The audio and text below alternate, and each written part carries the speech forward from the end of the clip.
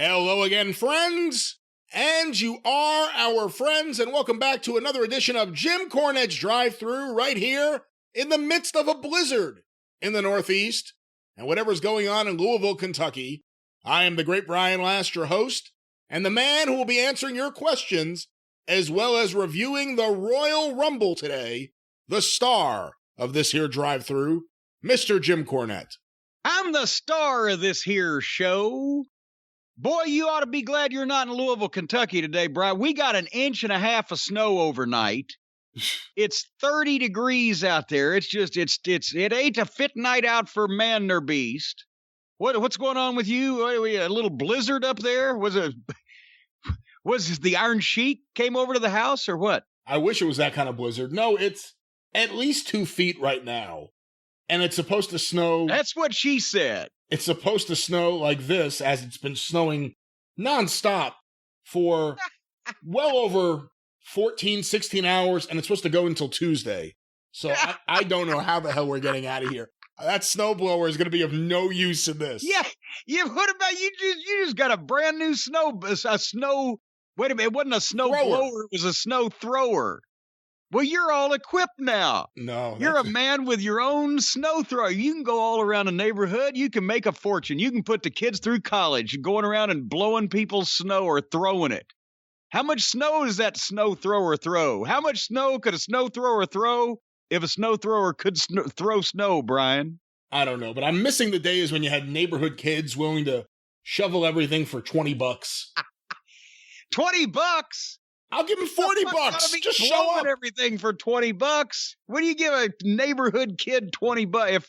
If back in my day, you were talking about, hey, kid, I'll give you $1, and you saw that shit would fold, you were like, holy mackerel. But besides that, in your day, when was your day? How much was a gallon of milk? Well, it was fucking like 75 cents. What's it now? $4.50?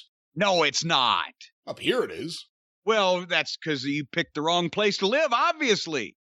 You're fucking ensconced in a fucking 2 feet covering of snow, and you're being charged almost $5 for a gallon of milk. They're fucking you sideways, son. You need to get the hell out of there. But anyway, back to these neighborhood children that you're giving $20 to willy-nilly. You know, you give $20 to a 11, 12-year-old kid just for shoveling snow for 5 or 6 hours, you're probably promoting them to turn to drugs and shit with all that money.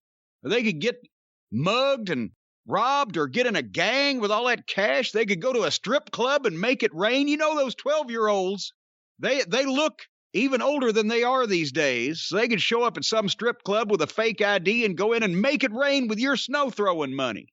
We don't have too many strip clubs here in the beautiful suburbs of New Jersey. But I will say this, when I first said $20 and you went up in arms, I thought you were going to say that I'm cheap, that I'm not giving them enough. You went the other direction. I should give them less.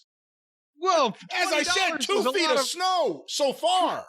$20 is a lot of responsibility for a young man that hasn't attained the age of legality or reason yet. That's a lot of money to hand some kid. Are you seeing this as $20 for a single kid, or $20 split amongst a team if there's 2 or 3 kids as part of a pack, a snow shoveling pack? A pack of sniveling show snufflers is what you know. God damn it. Let me back that up, as Cena said on OVW TV. You're talking about a pack of sniveling shovelers? I think I actually said it correctly this time. I don't care how much you give them. How's that? Because I only got 1.5 inches, and I'm just going to leave it where the fuck it's at. I can't say a pack of sniveling snow shit. A pack of sniveling snow shovelers. So let me get this straight. You're saying that kleptomaniac Claude Cooper from Cleveland, according to cleaning woman Clara Clifford, copped the clean copper clappers that were kept in your closet? That's right. And if I ever do see kleptomaniac Claude Cooper from Cleveland that copped my clean copper clappers kept in a closet, I'll clobber him. Thank you, Jack Webb. Well, and Johnny Carson had a lot to do with it. That's also. Right. Anyway, I have just a new product, and this is not even a commercial spot, folks. These people are not paying us. This is merely a tip from me to you, folks, out there, to the Cult of Cornette listeners. Murphy's Oil Soap, the Murphy's Oil Soap people I've just found this product. I don't know if it's new. It's revolutionary to me. A spray and shine. Oh, it's good. Because as part of my mental health month, while the store is closed and I'm trying to work on other projects, I'm doing a lot of house cleaning. It relaxes me. It allows me to think, plan, conceive of things. And if you've just been spraying like Pledge, Indust, and doing your dusting, well, fuck you. You're living in filth. Boy, especially if you have some antiques that have been around for 60, 70, 80, 100 years or more in the family, and everybody's just been dusting them, take some of this Murphy's oil soap, Murphy's Oil Soap. Shiveling snow. Spray and shine. You son of a bitch. Yeah, spray and shine and a cloth, but you will get filth off. Holy mackerel, the grime of the ages. It's a game changer.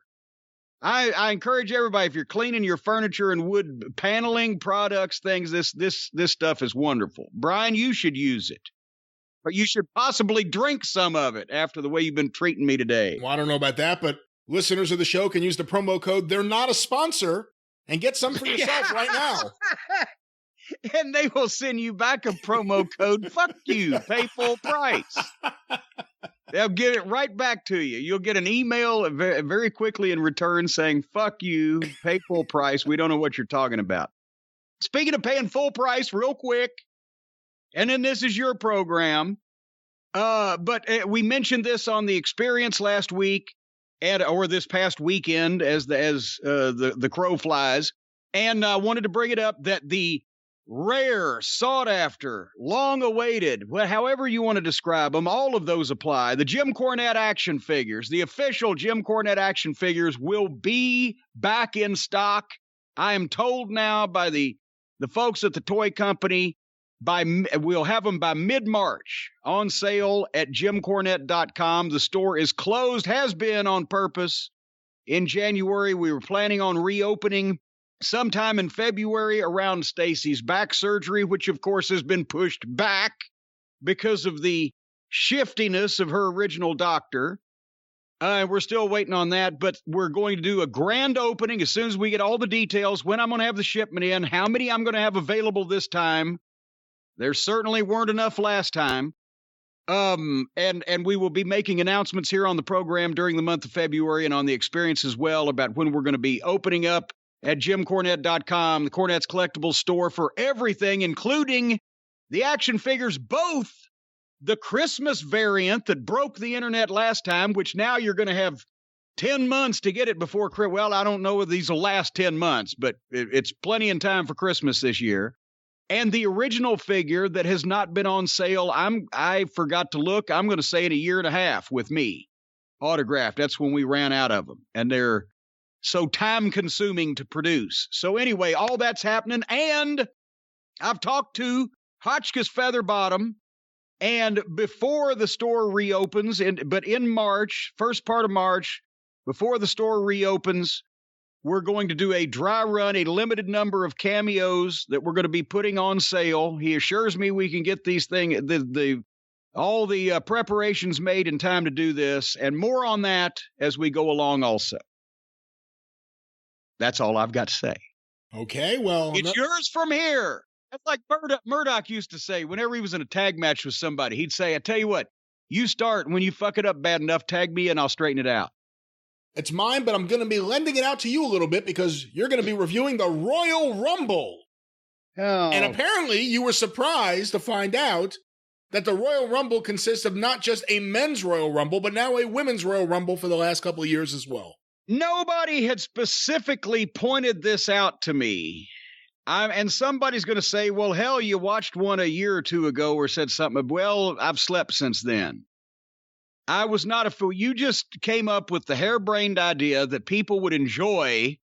And this is what I do it for. I do it for the people's enjoyment. All the emails, the tweets we get from people say, I wouldn't be able to enjoy this horse shit if it wasn't for you guys taking the piss out of it. but I'm wondering, can I get, like sometimes they have premium services where you can get stuff without the commercials or without ads or whatever. You have to pay to do it, but I'll pay extra. Can I get a girl wrestling free feed for extra if I pay extra? I hate to say this because I enjoy women's wrestling a little bit more than you, as anyone who's listened to 5 minutes of any of our shows can attest to. And it would almost be impossible these days for you not to enjoy it more than I do. And let's go back a step. Let's go back to the 80s and 90s. Vince McMahon tried to, in his own way, go with women's wrestling in the 80s with the expansion. After Wendy Richter, it almost completely died out. You had Moolah as the champion, and then Sherry came in. And every now and then you would see her. But everybody remembers Sherry because she was an incredible personality, but they remember her as a manager and her exploits as a manager. She could work better than most of the girls, but she also had so much personality that they could put her in a top spot that meant something instead of just going out and having matches. And again, Sherry, Rockin' Robin, Sherry becomes a manager. And then really no women's wrestling until they got Medusa, Alundra Blaze. And she had primarily the same opponent for the entire run. It was Bull Nakano. Every now and then someone else would be brought in. And then that went away. And let me say it's about Ducey also, Medusa. It was the same thing. She came along. She looked like something. She had attitude. She had personality. She had the athletic, but she could work, but you could also do other things with her because she was a personality the field was never numerous enough of people like that you could put these people in the ring with. That's why they made them personalities in their own right and used them in other fashions. And then WWE began their run of having a lot of valets / divas who would end up just taking off all their clothes. Sunny, Sable, various other people, and all of a sudden they started having matches. Well, hold on, don't forget that Laurinaitis was hiring out of a lingerie catalog. Well, that's a few years later. By that point, Danny Davis called me the day that two of his signees they sent down to OVW just for preliminary training, and one girl just did a crisscross hitting the ropes and had to get out and sit down and felt dizzy. But eventually they started having matches again. TNA introduced their women's division. I wonder, all these years now, here in 2021, it's now something that fans are just supposed to accept, that there's a women's division, they're supposed to be equal with the men's division. Perhaps it's too much. Really, I mean, perhaps there should be less women's matches. Perhaps there should be maybe a dedicated show for just the women's matches. WWE is a dedicated show for developmental. Have a dedicated show for just women. I wonder, when we look at where the business is today, were all those fans who were big fans during the periods of time in the NWA in the 80s, or Vince McMahon's company at various points, were all those fans that would have just accepted women's wrestling if it had been there in front of them? Or if they had seen this many girls' matches on major house show cards in the 80s, the fans would have set the seats on fire. I'm just telling you. And again, I'm a bigger fan of it than you, and there are certain women who I just think are incredibly talented. Rhea Ripley on top of the list. But I think it may be too much. They can't find 30 of them, though. They found 30 of them. What do you mean? They can. You said talented. All right, but anyway, we'll get there. We'll get there. But the schizophrenic nature of these programs is what gets me the most. If it was all going to be parody, if it was all going to be just fucking tickle taint and grab ass, and everybody was just going to be having fun. Or if they were all going to go serious and go, we're going to kill each other, whatever. But just don't fucking switch. It's like a lot of these guys, and we called attention to something that was out of place in Lance Archer and Eddie Kingston last week on AEW. in the middle of this slobber knocker fight they're having, Archer does a tightrope walk holding the guy's hand because he's athletic enough to, and hits a purdy moonsault, boom, and it was totally out of place. And a lot of these guys don't understand that. They think you're critiquing their work. No, you're critiquing their fucking choice of interpretation of their work.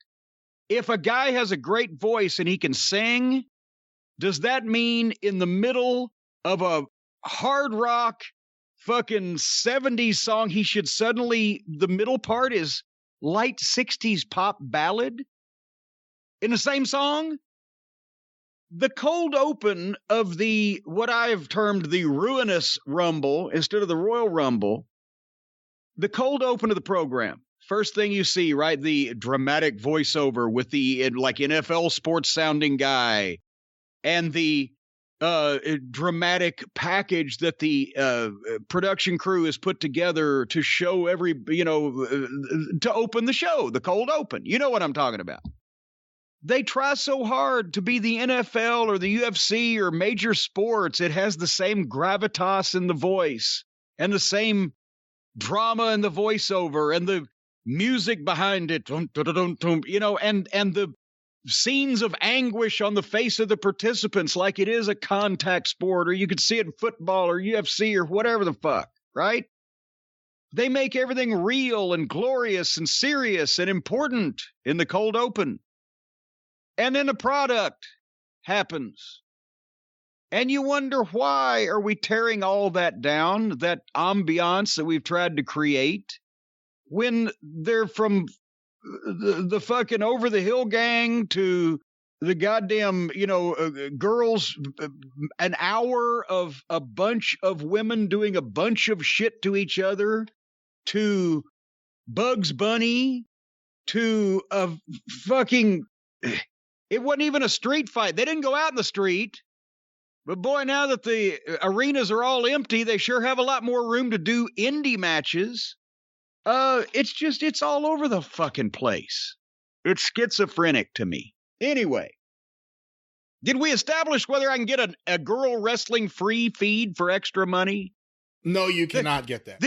If I had this show, would have only been an hour and 15 minutes instead of 4 hours long. Hey, I'd pay extra for a commentating feed without Michael Cole or Tom Cole. I don't know who the other guy is. Tom Phillips, whatever his name is. Tom Cole. I don't know if Tom Cole's still. No, I don't think it's Tom Cole now that I think about it. But I hate the commentators. I just don't listen because the only time I did, I couldn't get the phrase "for a title opportunity" out of my mind. Oh man, at one point they had a commercial to buy belts, and like on the screen they show like a close-up of all these belts, and it says, now go to WWEshop.com or whatever the hell it is. You can get your own championship title. I'm like, what? Just say it's a belt. Your championship belt, you nitwits. But title opportunity instead of... Anyway. And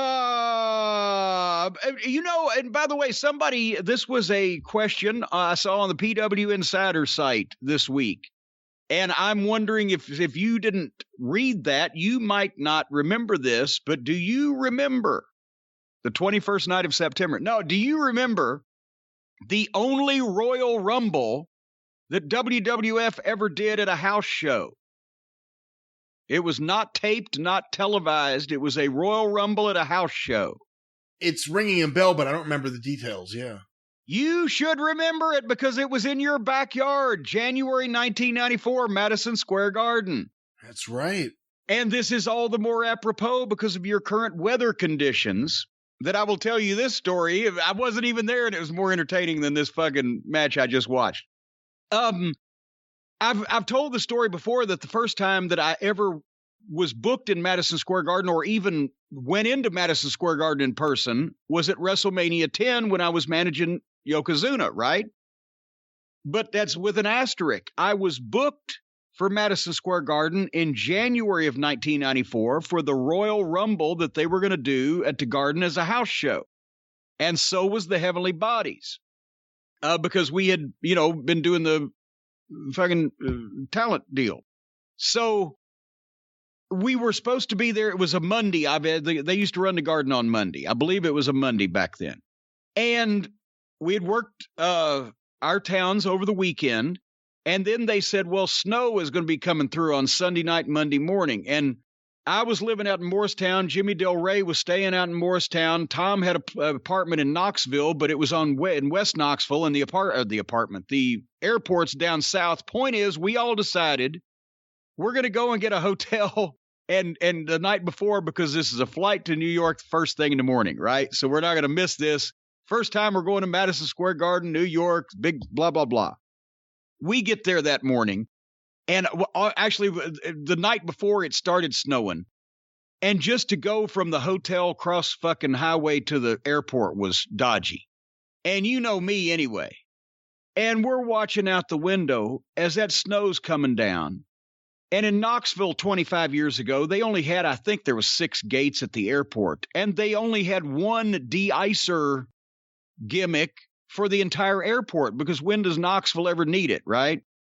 And so they keep pushing this flight back. Well, you're going to be delayed about 30 minutes. And I'm watching out the window as they're de-icing this fucking plane, right? With this one lone thing that they have. I don't know what you call them.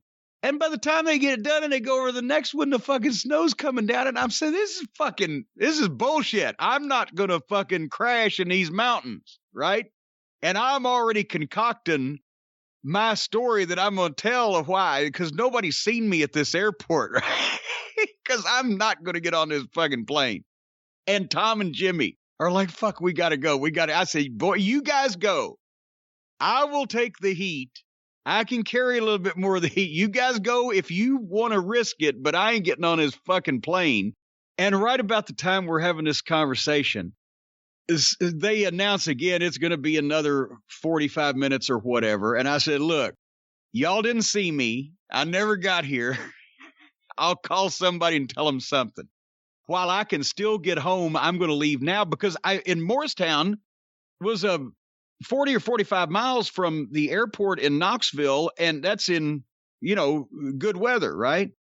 So I leave that airport, and it takes me 2 hours more to get back. And finally I get in the house, and it's getting real bad.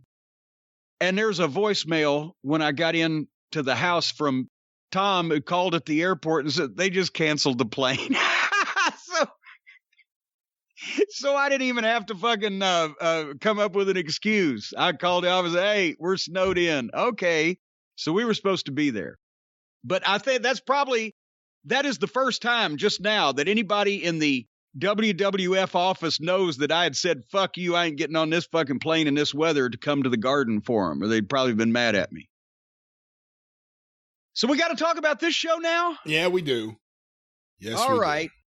Why did Goldberg need 6 security guards in an empty arena?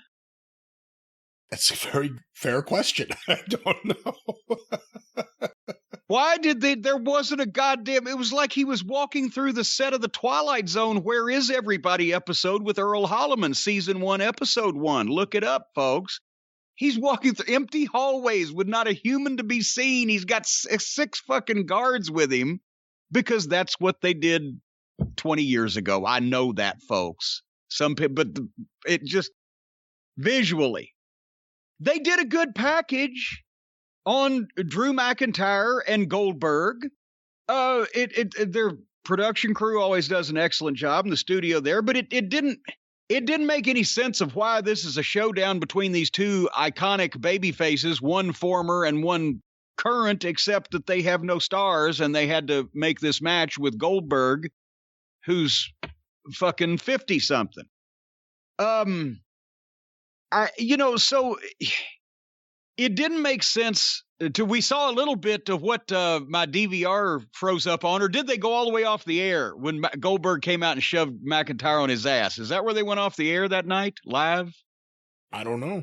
My DVR froze up right then. It might have got back up and fucking went head to head with him, but my God. And when I saw I was already kind of looking sideways at it, and then I saw what they had to do for the match. It's sad. I'm not knocking Goldberg. I'm saying it's sad that they haven't come up with anybody that they can put in here more over than Goldberg in 20 fucking years. That's not reflective of Goldberg. That's reflective of them. The package was longer than most of his matches, and I believe that this one was no exception. The entrances have gotten ridiculous now that Drew McIntyre is doing the Sword and the Stone. Are we just all going too far now? Is this just become goddamn Cirque du Soleil with a bit of Martin Caradagian? Titanes in a ring? Yeah, Titanes. I can't speak fucking Argentinian. Or yeah, if Hector was here, Hector, tell him in Argentinian. So explain to me, and I know that this was a Paul Heyman because they give him all of these matches where they have to do shit to cover up that they ain't actually having a match. And he's good at it, but it's gotten where it's kind of, it is what it is now. But explain to me why Drew McIntyre, the baby face that's going to be there ongoing, jump-started the match with a headbutt and a fucking spear. That's a fucking heel move. Well, the bell hasn't rung, so I'm going to fucking sucker headbutt you and then spear you out of nowhere. That's a classic babyface move. And then the referee didn't ring the bell for the first time in history on first contact between two guys in a big match. And they made no effort to explain why that the referee wouldn't have rung the bell. And then Goldberg comes back and spears McIntyre through the barricade at ringside. So Goldberg is set up as the raving babyface here. McIntyre's a fucking prick that just got his ass handed to him by an older man for his sucker headbutt. And then they ring the bell. Did I encapsulate that just fairly succinctly? I think so. Okay, I just want to make sure we're on the same page. As soon as they ring the bell, McIntyre, immediately after he's just had his ribs caved in a moment ago, hits Goldberg with the fucking kick, starts fucking kicking his ass. Goldberg ducks another kick, 2 spears, and hits a jackhammer, or at least that's what he was going for, and it got there eventually. McIntyre got to the mat a while before Goldberg did. Remember I've said the bumps that really hurt are not the ones that go bam, but the ones that go boom. This was a so jackhammer for a 2 count, missed a spear into the turnbuckle, and McIntyre hits a kick 1, 2, 3. And it was a miracle that all that took 5 minutes. I think less than that. Well, I was rounding off to the nearest minute because I was just looking on the timer on the DVR. And the announcers, after it's over with, there was seriously like 8 moves in this goddamn match. I took more bumps against Jose Lothario. And then the announcers sold it like McIntyre had just survived the fucking siege of the Alamo all by himself. Fuck, it's amazing. There were 400,000 of Santa Anna's men and Drew McIntyre. Well, remember, tell me what I missed about. Remember, he defeated Brock Lesnar in a similar length of time a few years back to win the title. And I thought that match was perfect. It couldn't have gone more than 3 minutes, but it was exactly what it needed to be. That was what it needed to be at that time, and this was unfortunate. That was fine. Although I was still at that time, I was like, you can't get a young guy that might have benefited from that more, but it was what it needed to be. But this, unfortunately, was again what it needed to be because they couldn't have any other kind of match. And unfortunately, that's what, if you're going to do the same goddamn thing you did with Brock and the same goddamn thing you did whatever the fuck, sooner or later, does Goldberg mean anything? Are you hurting him at this point? Everybody's going to know. You're devaluing your attractions by constantly going back to them and doing the same shit. What couldn't Goldberg be in a tag match for fuck's sake, just so he could get the tag and make the comeback, but there could actually be a match involved? I guess maybe they fear they don't have other main eventers that can work with Drew McIntyre right now. Well, and they don't, apparently. And they don't. Jeez. And this whole thing started with the Raw reunion show, right? Where at the end, all the legends were on the stage and then Goldberg came storming out. So that was the build. Well, but that's the thing. It didn't make any sense either because it was like he was talking to Randy Orton, but they switched it and put McIntyre in and it didn't change his promo. He was like, you don't have any respect. Well, what? That's Orton. Orton's the legend killer. Orton's the fucking guy that RKO out of nowhere. Drew McIntyre was the fucking brave young Scotsman that fucking fought and clawed to get where he was and had the whole feel-good thing behind him and beat Brock Lesnar. Not the fucking guy that whips his dick out and pisses in Ric Flair's face every time he sees him. So that made no sense. It was like they seriously, the promo, if Orton had been standing in front of Goldberg, would have fit perfectly. You got all the tools, but you got no respect. So they just can't keep track of their own. I don't fucking know. But yeah, that's stemmed from that when there they had all the legends standing out on the stage, and then suddenly Goldberg blows past Hulk Hogan and Ric Flair, like the people we want to fucking see. Well, not anymore, I guess. Well, Goldberg is a major star, and although there have been mistakes, like having him lose the title at one point a few months ago, give them credit for at least sticking with Drew McIntyre, because he deserves them to stick with him during this pandemic, because he could be something on the other side of this. I don't really see the way sticking with him. I see them using him, and they have no choice than to use anybody that looks like that and can work like that because of the dearth of stars they've got. But he beats Brock Lesnar at WrestleMania, and by what fucking September, October, he's lost it to fucking Orton so he can win it back, and then he's in it. Once again, here with Goldberg, who a lot of people do fondly remember. So they were probably, kick his ass, Goldberg. Now you got people cheering against the guy you're trying. This is less than a year. They've done all these things to McIntyre. Oh. You ain't going to talk me out of it. I'm not trying to talk you out of it. I'm just saying, I'm glad they haven't completely given up on McIntyre yet, because it's happened to other guys, and just moved on and moved him down the card. I think he's deserving of a top slot. Now they have to figure out how to use him. They have to get guys for him to work with, but I think he's deserving of that spot. Well, I do too. So what are you disagreeing with me I'm not disagreeing with you about anything. What are you talking about? Well, now you change your story. All right. Come on. See there? Give me a break. The next match, thank you, Gorilla. The next match was for one of the many women's championships. Carmella with Reginald versus Sasha Banks. What I can say about this match was it was 3 times longer than the men's match for one of the men's mini world championships. Who won? Sasha Banks. Good. Who's this Reginald guy? I've not seen him before. I don't know. I assumed you'd know. You've said good things about Sasha Banks. Don't you know Reggie? Well, he's not her valet or manager. I don't know what he is. Is he the hairdresser? It wasn't Reggie B. Fine. No, it was not. And it wasn't King Cobra either. King Cobra had nothing to do whatsoever with Reggie B. Fine.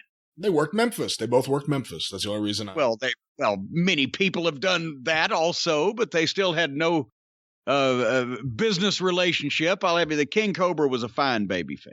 Did you ever work with Reggie B. Fine? No, I've talked to him a couple of times at like 30 years ago or whatever, for whatever reason in Memphis, but I never actually got to work with him, but he was hilarious. That's one of my favorite lines of all time. Lawler's, it so perplexed him. Lawler's cutting a promo about whoever the heel that Reggie was managing, right? Lawler's on Memphis TV on Saturday morning. He's cutting a promo. And he's talking to the guy that Reggie's managing. And he said, I'm going to do this, I'm going to do that. And if you're listening back there, and then Reggie B. Fine walks out, and what he's supposed to say is, if you want to talk to my champion, Jerry the King Lawler, you tell me what you want him to know, and I'll go back and I'll relay the information to him, right? But what he came out and said was, he said, you tell me, Jerry Lawler, what you want my champion to know, and I'll delay the information back to him. Well, you had to be there. Well, no, I was a little distracted. I was looking up, who is Reginald? Who is Reginald? I got an article here. It's saying that since Carmella returned, Reginald has been with her. This is an article from Sportskeeda, if that's how you pronounce this. Here's 5 facts you didn't know about Reginald. What the? Wait a minute. I didn't know Reginald existed on this planet until 2 hours and 45 minutes ago and watched this off-brand mud show, and now they're going to tell me 5 more things I didn't know about him. Number 5, the WWE star is a former circus performer.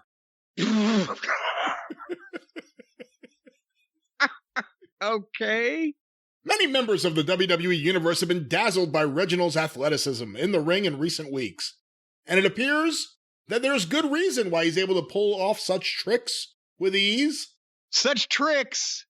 He was a circus performer and was cast as part of Cirque du Soleil's Luzia show. No! Specializing in hoop diving. Oh my God. There is exactly.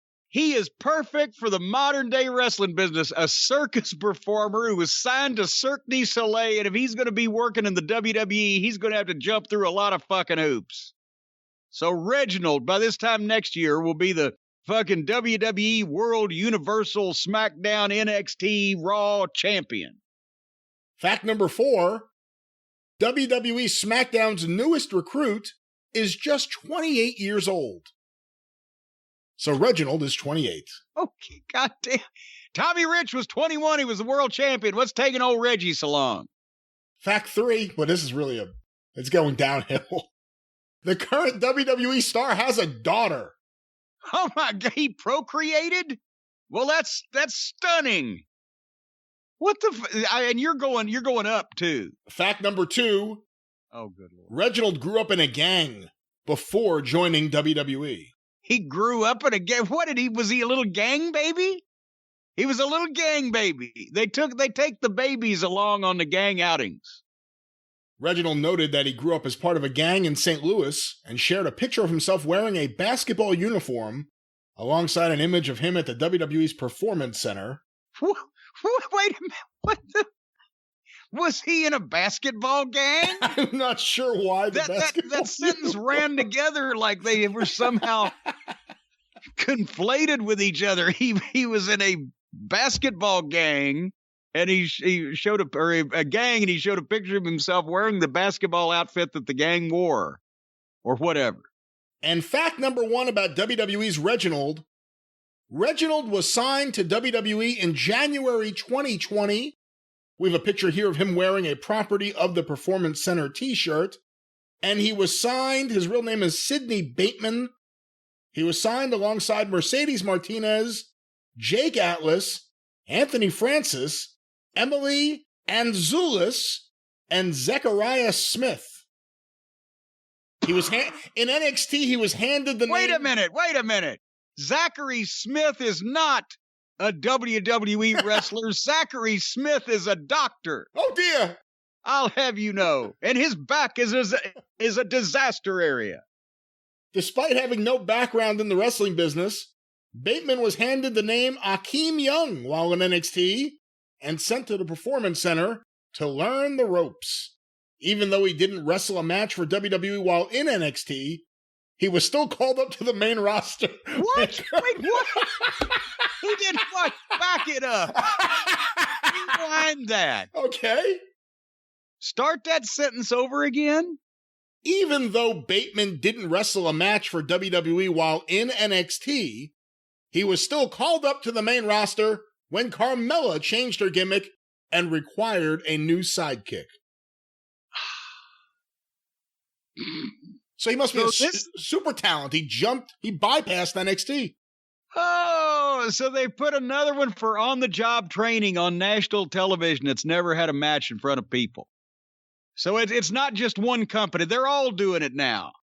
Let's give the amateurs a chance. Hey, no, see what they can teach. He's not an amateur. All these other guys are amateur Cirque du Soleil. He's the real deal. Well, yeah, it's true. He's already overqualified, isn't he?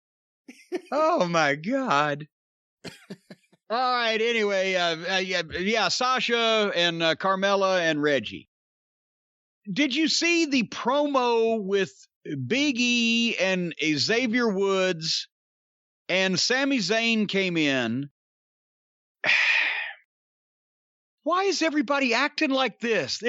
They try to do bad comedy and scripted bits where one guy has to respond or give a comeback line to a line that one other guy's just uttered, and it's the awkward pause for them to do that, and then the stagey laughing, and everybody was acting goofy, and they're doing such mugging and such bits that any point that they're trying to make in this promo, you're not listening to it, so nothing gets across. I couldn't understand what they were fucking talking about because everybody was just mugging and it was unwatchable. I couldn't wait for it to be over. Can anybody just speak like fucking humans in some fashion? That's the thing. This is a show where we ended up having, and I'm sure you and I will have different thoughts about it, a pretty brutal fight between two wrestlers, which potentially you could lose yourself in while watching it. Unfortunately, between the commentators and these skits, everyone else either acts like a child or treats you like a child. In fact, children never even act like this. It's just really, really bad performance art. That's why I'm at the top of this as schizophrenic. It's things that shouldn't be coexisting with each other because they constantly take you out of whatever the fucking mood is supposed to be. Just to me. Children. All right. And speaking of children, what the fuck is a Bad Bunny? Let's try that again for YouTube. Brian, what the fornicate is a Bad Bunny? Bad Bunny, it turns out, is one of the biggest musical stars in the world right now. Certainly one of the biggest Latino music stars in the world. In what world? The Latino world. Well, actually, cross over to the mainstream world. Is it on this planet? Is it human beings with ears and the power of hearing much like mine? Yes, it is. Because I can't see how that could be possible. Taking it that you didn't like it. Does the Pope shit in the woods? Is a bear Catholic? For heaven's sake. This guy comes out, and there's Booker T standing there. I'm like, okay, I didn't know Booker was going to be wrestling, but this is a step up because at least he's a fucking star. As I've said before, somebody hit me in the head so I can see some stars. At least there's a star. But this Bad Bunny with the horrible hairdo that looked like an old man's golf hat with the 3 floppy balls hanging off his fucking head, screaming about, aha, hookah, hot, hookah. Between his gyrations and stances, I assume he was trying to take a much-needed shit. And this went on and on and on and proved, I believe, my point for all time, that no matter what language it is perpetrated in, rap is the shits. And finally, he finished, and Booker T said, "Can you dig it, sucker?" And they left. And this is what I wrote down. No Booker match? What the fuck? I sat through this audio of a guy taking a shit in a foreign language, and I don't even get to see Booker T wrestle. What was this for? Booker was there for this shit music instead of the other way around? I thought this was just a grand entrance for Booker. He was a prop for this guy that I don't care what you say. You're a liar, Brian Last, a liar and a prevaricator. Nobody has ever heard of this fucking clown before. They found him out in the alley, and they said, hey, you want to make a quick $50? Get in there and lip sync some of this shit. Nobody will know the difference anyway. And we're going to call you Bugs Bunny. This is not a famous human being. Does he do shit that sounds like what he did here for his actual real records? In which case, I would believe he's infamous. Well, I must admit, I know who he is. I know he's a big star. I don't know any of his songs, and I didn't watch this segment, so I couldn't tell you. Oh, you motherfucker. I saw Booker T come out, and it gave me hope, like, oh man, he looks really good. Maybe he's going to be in the Royal Rumble. But no. Instead, the other guy, Bad Bunny was in the Royal Rumble.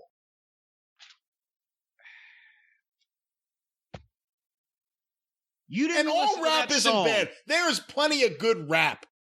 He's more of a reggaeton artist. Did you listen to any of his performance? That is in no way indicative of the entire body of the history of rap. I want you to say from your chicken lips to everybody's ears that was the shittiest whatever that was, sounding thing that's ever been fucking broadcast on television in the last 75 years. I'll admit the little bit I heard of it was not very good for my sensibilities, but I didn't watch the whole thing because I couldn't. I kept waiting for Booker to start walking to the ring, and it just went on and on. And he's hunched over, and he looks like Harley when Harley's trying to shit, but she's confused by squirrels. He couldn't get it, and then he fucking, oh my God. Jesus Christ. And the guy with the DJ booth, which will come into play later. Anyway, at that point, I found out there was going to be a women's Royal Rumble match too. Brian, why didn't you tell me they were going to have a women's Royal Rumble match? I just assumed you knew. They did one last year, like I said. Did we do this last year? I don't know. I don't think we did. I think you actually didn't watch the pay-per-view event last year. Let me just say this. Can you imagine? I know now that Vince McMahon has lost his freaking mind.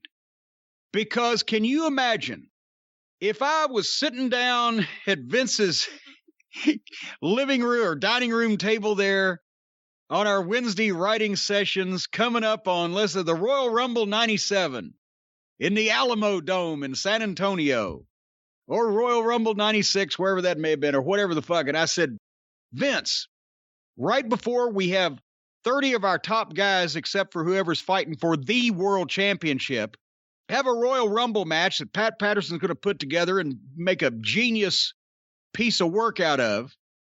Why don't we find 30 girls, put them in the ring, let them do every battle royal spot and tease of elimination and everything before the guys do, and let it last an hour. And then let the guy, what do you think he would have said? He wouldn't even have spoken to me. He would have just picked up a fucking stick and just started smacking me in the fucking head with it.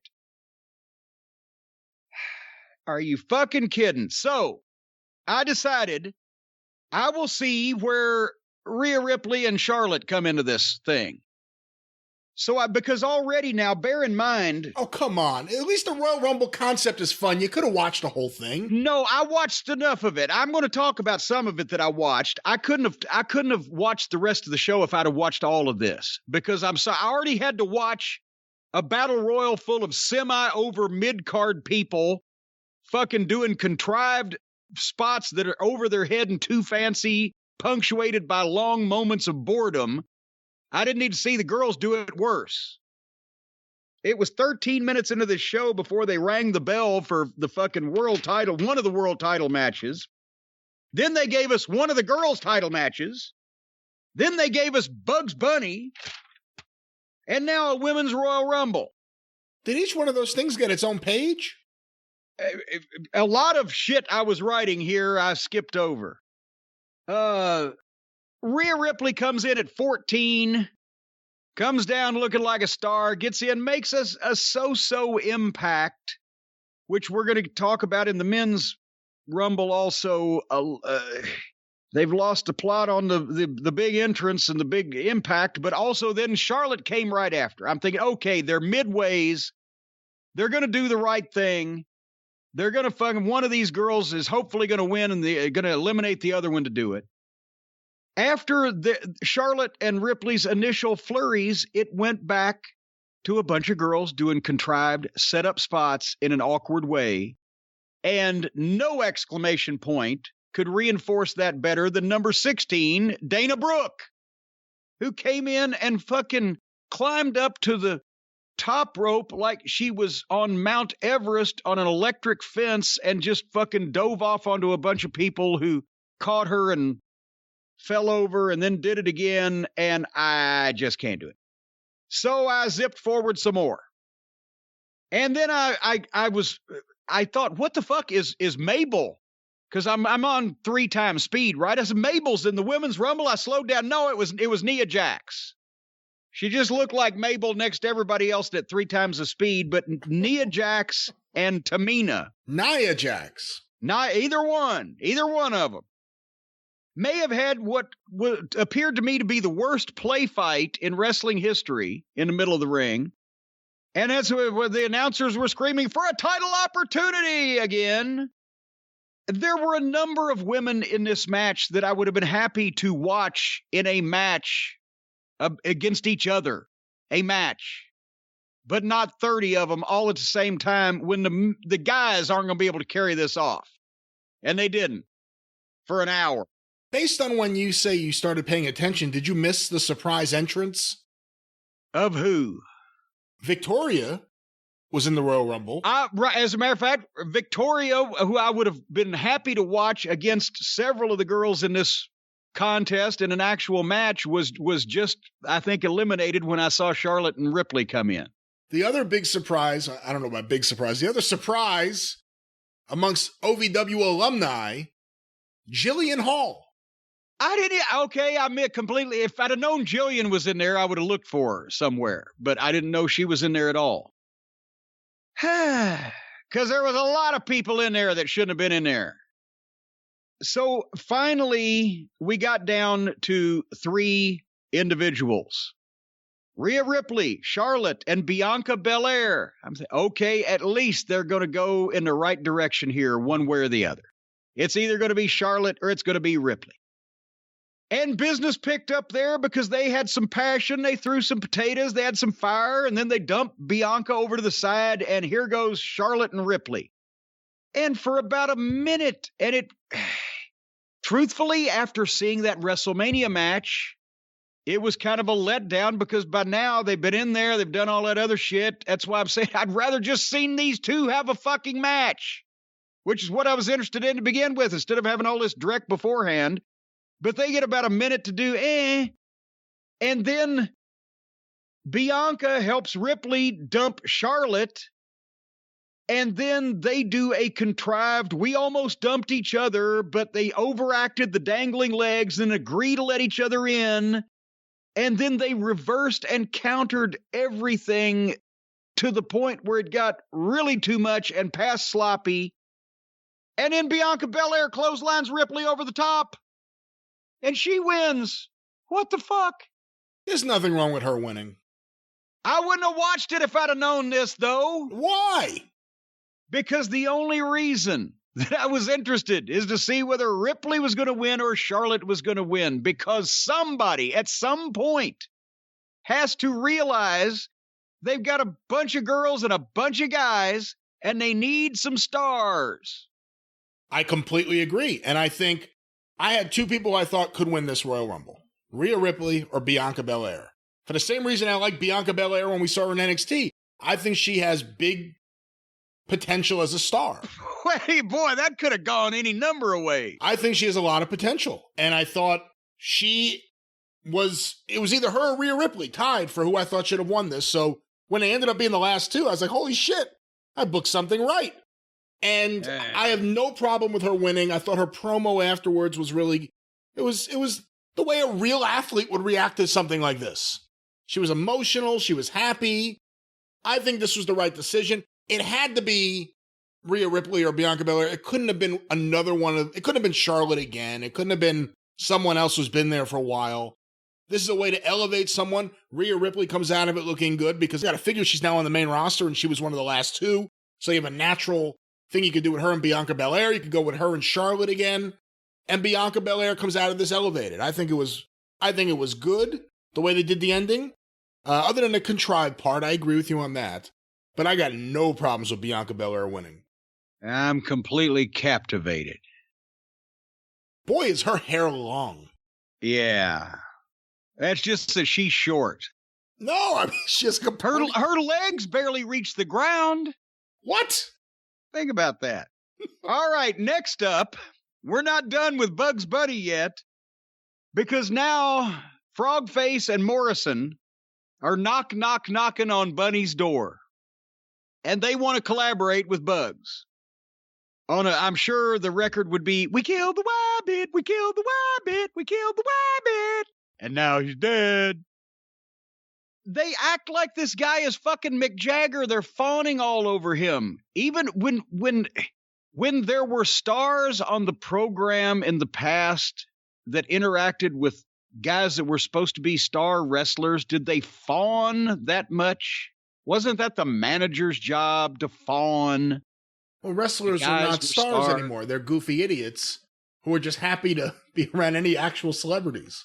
Well, they acted like this guy was Mick Jagger, and then Frogface started knocking Booker, but Booker showed up behind him and scared him off.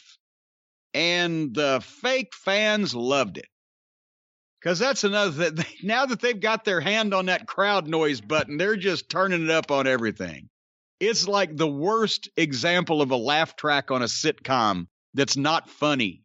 And if there was actually, God damn it, where did I see this? They did a thing where they played the same clip from a sitcom with the laugh track and without the laugh track, and without the laugh track, it was just fucking dead. Anyway, that was followed up. Oh, did you have any comments on Bugs's interaction with Morrison and Frogface? No, I know Morrison has in the past showed some. It's not even potential anymore. He's been around forever. He's shown ability. Miz sucks. I love Johnny. I wish he was in anything that I could actually tolerate watching. Every now and then, it's happened a few times over the past 15 years. I'll go, the Miz isn't that bad. He's all right as a heel. I mean, I want to kick his ass. He's all right as a heel. And you could. And then he gets all goofy again. He's just so silly. I'm sick of adults acting like children, and there's way too much of that in WWE. Almost every single backstage segment or interview is a wrestler either acting like a child or talking in a way that no actual human being talks in, so you can't relate with them. Garbage. I didn't need to see this, and no one else did either. Well, actually, you just stole my description of the next segment. I didn't need to see it, and nobody else did either, because they had the announce crew from their pregame show on, which was JBL. Who's the girl that broke in on by the stalker? Sonya Deville. Sonya Deville. She's out there. Somebody else, and a DJ. What was his name? Peter Rosenberg. That's right. He's one of the announcers on the pregame show, and here comes Ron Killings, acting, as you mentioned, like no human being ever acts. And he said, hey, look, John Cena's over there. And then he nutshot, the DJ, the radio DJ, nutshots Ron Killings, who has the joke comedy belt they have over his shoulder, and pins him on the fucking concrete, and a referee just pops up, because I guess that's the gimmick of this stupidity. And now the DJ is the 24/7 champion. And the reason why this was my favorite segment on the program was because Bradshaw then turned around and said, this may be the worst event in wrestling history. And then he realized when he'd said it out loud, he said, for old Peter there to be the 24/7 champion. That's a lot of truth to tell on a fucking program when you're getting paid to be there. I was watching that on mute. And after Pete Rosenberg pinned R-Truth, they went back to the table, and you just see Bradshaw looking off, and the look on his face was priceless. And I'm no fan of Bradshaw, but man, he had the perfect look on his face, like, oh my God. What? So you had it on mute? You didn't hear the line? I didn't hear the line, no. He actually said, this is a quote, this may be the worst event in wrestling history. Say what you want about Bradshaw, he always tells the truth. All right. The last man standing match for one of the world championships is up next. And I watched all the packages so that they could explain the stories and everything. And, of course, we had seen the segment several weeks ago between, with Heyman and Pierce and Reigns, where they had signed the match for the Royal Rumble with Reigns against Pierce. And I said, I'll watch that. I bet they could do something with it, right? And, of course, they switched it all around, but blah, blah, blah.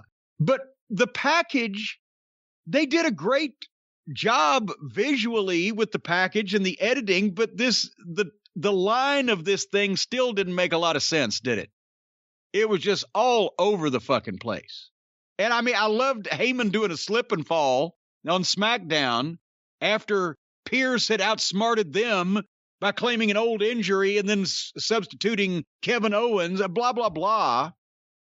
But honestly, I'm pissed that they had Reigns and Pierce on free TV. I'd have rather seen that here on the pay-per-view than what they gave us here. And I'm sorry I missed that. But anyway, so last man standing, Kevin Owens versus Roman Reigns. This is where the visual of Kevin Owens stands out the worst. He can work. He can talk. He honestly looked a couple of years ago a little bit better than he does now. I don't know if he's gaining his weight back. He's French Canadian to the bone and has never tried to tan those fucking pale fish meat arms. But I can buy Steen, especially when he was 10 years younger in Ring of Honor as a kind of a fucking evil, psychopathic, lunatic gimmick or something about him is off mentally that makes him dangerous. But here he's presented as just a fat, pale babyface. And next to a fucking specimen like Reigns, the visual was just blood. And he's not even a fucking, Dusty Rhodes type everyman baby face. Sure, I don't have the muscles, but I'll fight you, baby. He's just a fucking fishy, white, pale, flabby baby face. What do you see there with this visual before we even talk about the match? I mean, I can kind of lose myself and just think that he's a tough wrestler having a competitive match against this guy why did they have him covered up for so long? Roman Reigns is in fantastic shape. Yeah. But it didn't bother me so much. It didn't bother me so much. He's the everyman. He's the everyman. He's Tank Abbott looked like shit. And there you go. That's the comparison that I was trying to make in Ring of Honor 10 years ago when Steen was the Ring of Honor champion. Well, look at the Tank Abbott. He's a freak of nature. He's like that, to try to explain it to where people wouldn't just go that were watching us for the first time. What the fuck? Anyway, okay, but the point is Steen can work and we've established Reigns can work. So I'm thinking, all right, here we go. Within 2 minutes of this match, they are out in the arena and bashing each other over the head with the metal stairs and just bouncing off the fan screens. And this was the worst part about it. It's every indie match that anybody ever has now with a bigger building and a bigger budget. And just because there's no people in the building, now we don't have to worry about getting a lawsuit. We don't have to worry about hurting anybody getting sued. We can just do all this goofy shit. I don't know why they set the ring up. They did a 30-minute long angle for a rematch in the ring. If I'd have seen 2 minutes of them bashing each other over the head with chairs in the fucking arena, I'd say, wow, can't wait till they sign that match. But after they'd fought, quote unquote, and climbed over row after row of fan screens at a snail's pace and hit dozens of chair shots and run each other head first into shit over and over and they're better. Both of them are better than this. They can both work. Why are they doing the same shit that every outlaw indie fucking show does? To be violent. And then finally, Reigns throws Owens off the bleachers through a fucking table. Heck of a bump. It wasn't a crash pad. Steen's got way too much pride to bump on a crash pad. He'd rather come off the bleachers into the fucking concrete. But the fake fans went absolutely berserk, and it wasn't the finish. Owens gets up, meanders through the backstage area into the unused part of this giant facility, and of course there was a workout ring in the back of the arena. A workout ring? I guess they need it, but that's a new one on me. Well, there were, I think, 2 different rings back there, but they actually called them workout rings. Phrasing. The phrasing was, that's because I've never heard of such a thing at a building. We never set up extra rings for people to fucking practice in at TV tapings and pay-per-views. I've never heard of such a thing. But these guys need it. Anyway, not these specific 2, but you know what anyway. I wrote, of course, that's a thing, a workout ring. And then suddenly, as Steen's about to get up, I guess they just had to say fuck you to AEW, and Reigns ran Steen over the right way with a golf cart. Yeah, that looked good, especially compared to the Sammy Guevara thing. That looked great. Yes, it was like a fucking kid playing around in the playground next to he ran him the fuck over, and his body went through the goddamn plexiglass windshield and smacked Reigns right in the face for real. That wasn't the finish. It looked great. If I was going to get beat in a last man standing match, I'd say, yeah, if I can do that without getting killed, I'll take that. No, then moments later, Owens gets up after being run over by this golf cart going 25 miles an hour, went all the way through the window. He makes a wild-ass comeback, puts Reigns on a table, climbs up on a thing, and Dying Frog splashes him through the table. And that's not the finish. And then he's going to climb up again, and then Owens sees a forklift and gets on the forklift and starts it up. And that's where I said, I'm fucking done. I'm going to see how much longer this goes. I hit the fast forward, and I was intending to find the finish. After being run over by a golf cart, after being splashed through a fucking tape, these guys went another 6 minutes. I'm sure you can film it. What did they do after the golf cart until the famous handcuffing incident? Who was anyone shot with an elephant gun? Possibly a hand grenade pin was pulled and shoved up a guy's ass and his intestines were blown around the area? Was there a drone plane that was programmed to crash on both guys for a 2 count? No, I think they brawled back to the main arena part of the Thunderdome. There may have been, I'm trying to think back, I mean, so much happened. One of them may have been thrown off the performance ramp or whatever the hell it is. Performance ramp. And then they went towards the finish that you apparently saw. Oh, yeah, well, I didn't realize that's what they were going for, so I had to back it up. But I watched the finish. And let me just say real quick, because I was trying to think of examples and I couldn't remember everything. But I'm kind of sick of handcuffs in wrestling. We've seen it a few times recently. Just saw it with Luchasaurus got handcuffed. Yes. Well, you see everything because they do everything that anybody ever did every week. And that's what... these guys could have had a fucking match. They could have, but they chose not to. So that's why it's just impossible to watch. It's the same shit over and over. Anyway, this wasn't the same. Apparently, my old friend Happy Heyman, the Jovial Jew, has not had very much experience with handcuffs, either wearing them or taking them off of other people. I've worn a few, and I've taken them off of other people a lot more. And I saw exactly what they fucked up.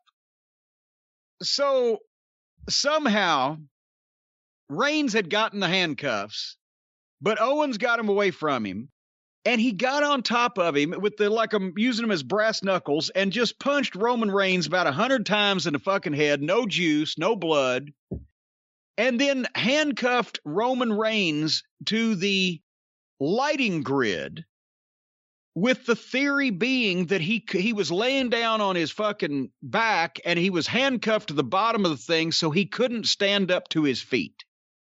And the referee starts counting, and at 9, Reigns reaches up, grabs the referee, and hurls him into the fucking structure, knocking the referee out. Right? And then, of course, Owens sees this and goes over there, but Reigns, while handcuffed with his free arm, nutshots Owens, which would have been great if the fucking DJ hadn't just done the same exact spot to fucking Ron Killings just minutes before. But anyway, so now Owens is down and the referee's down and Reigns is handcuffed.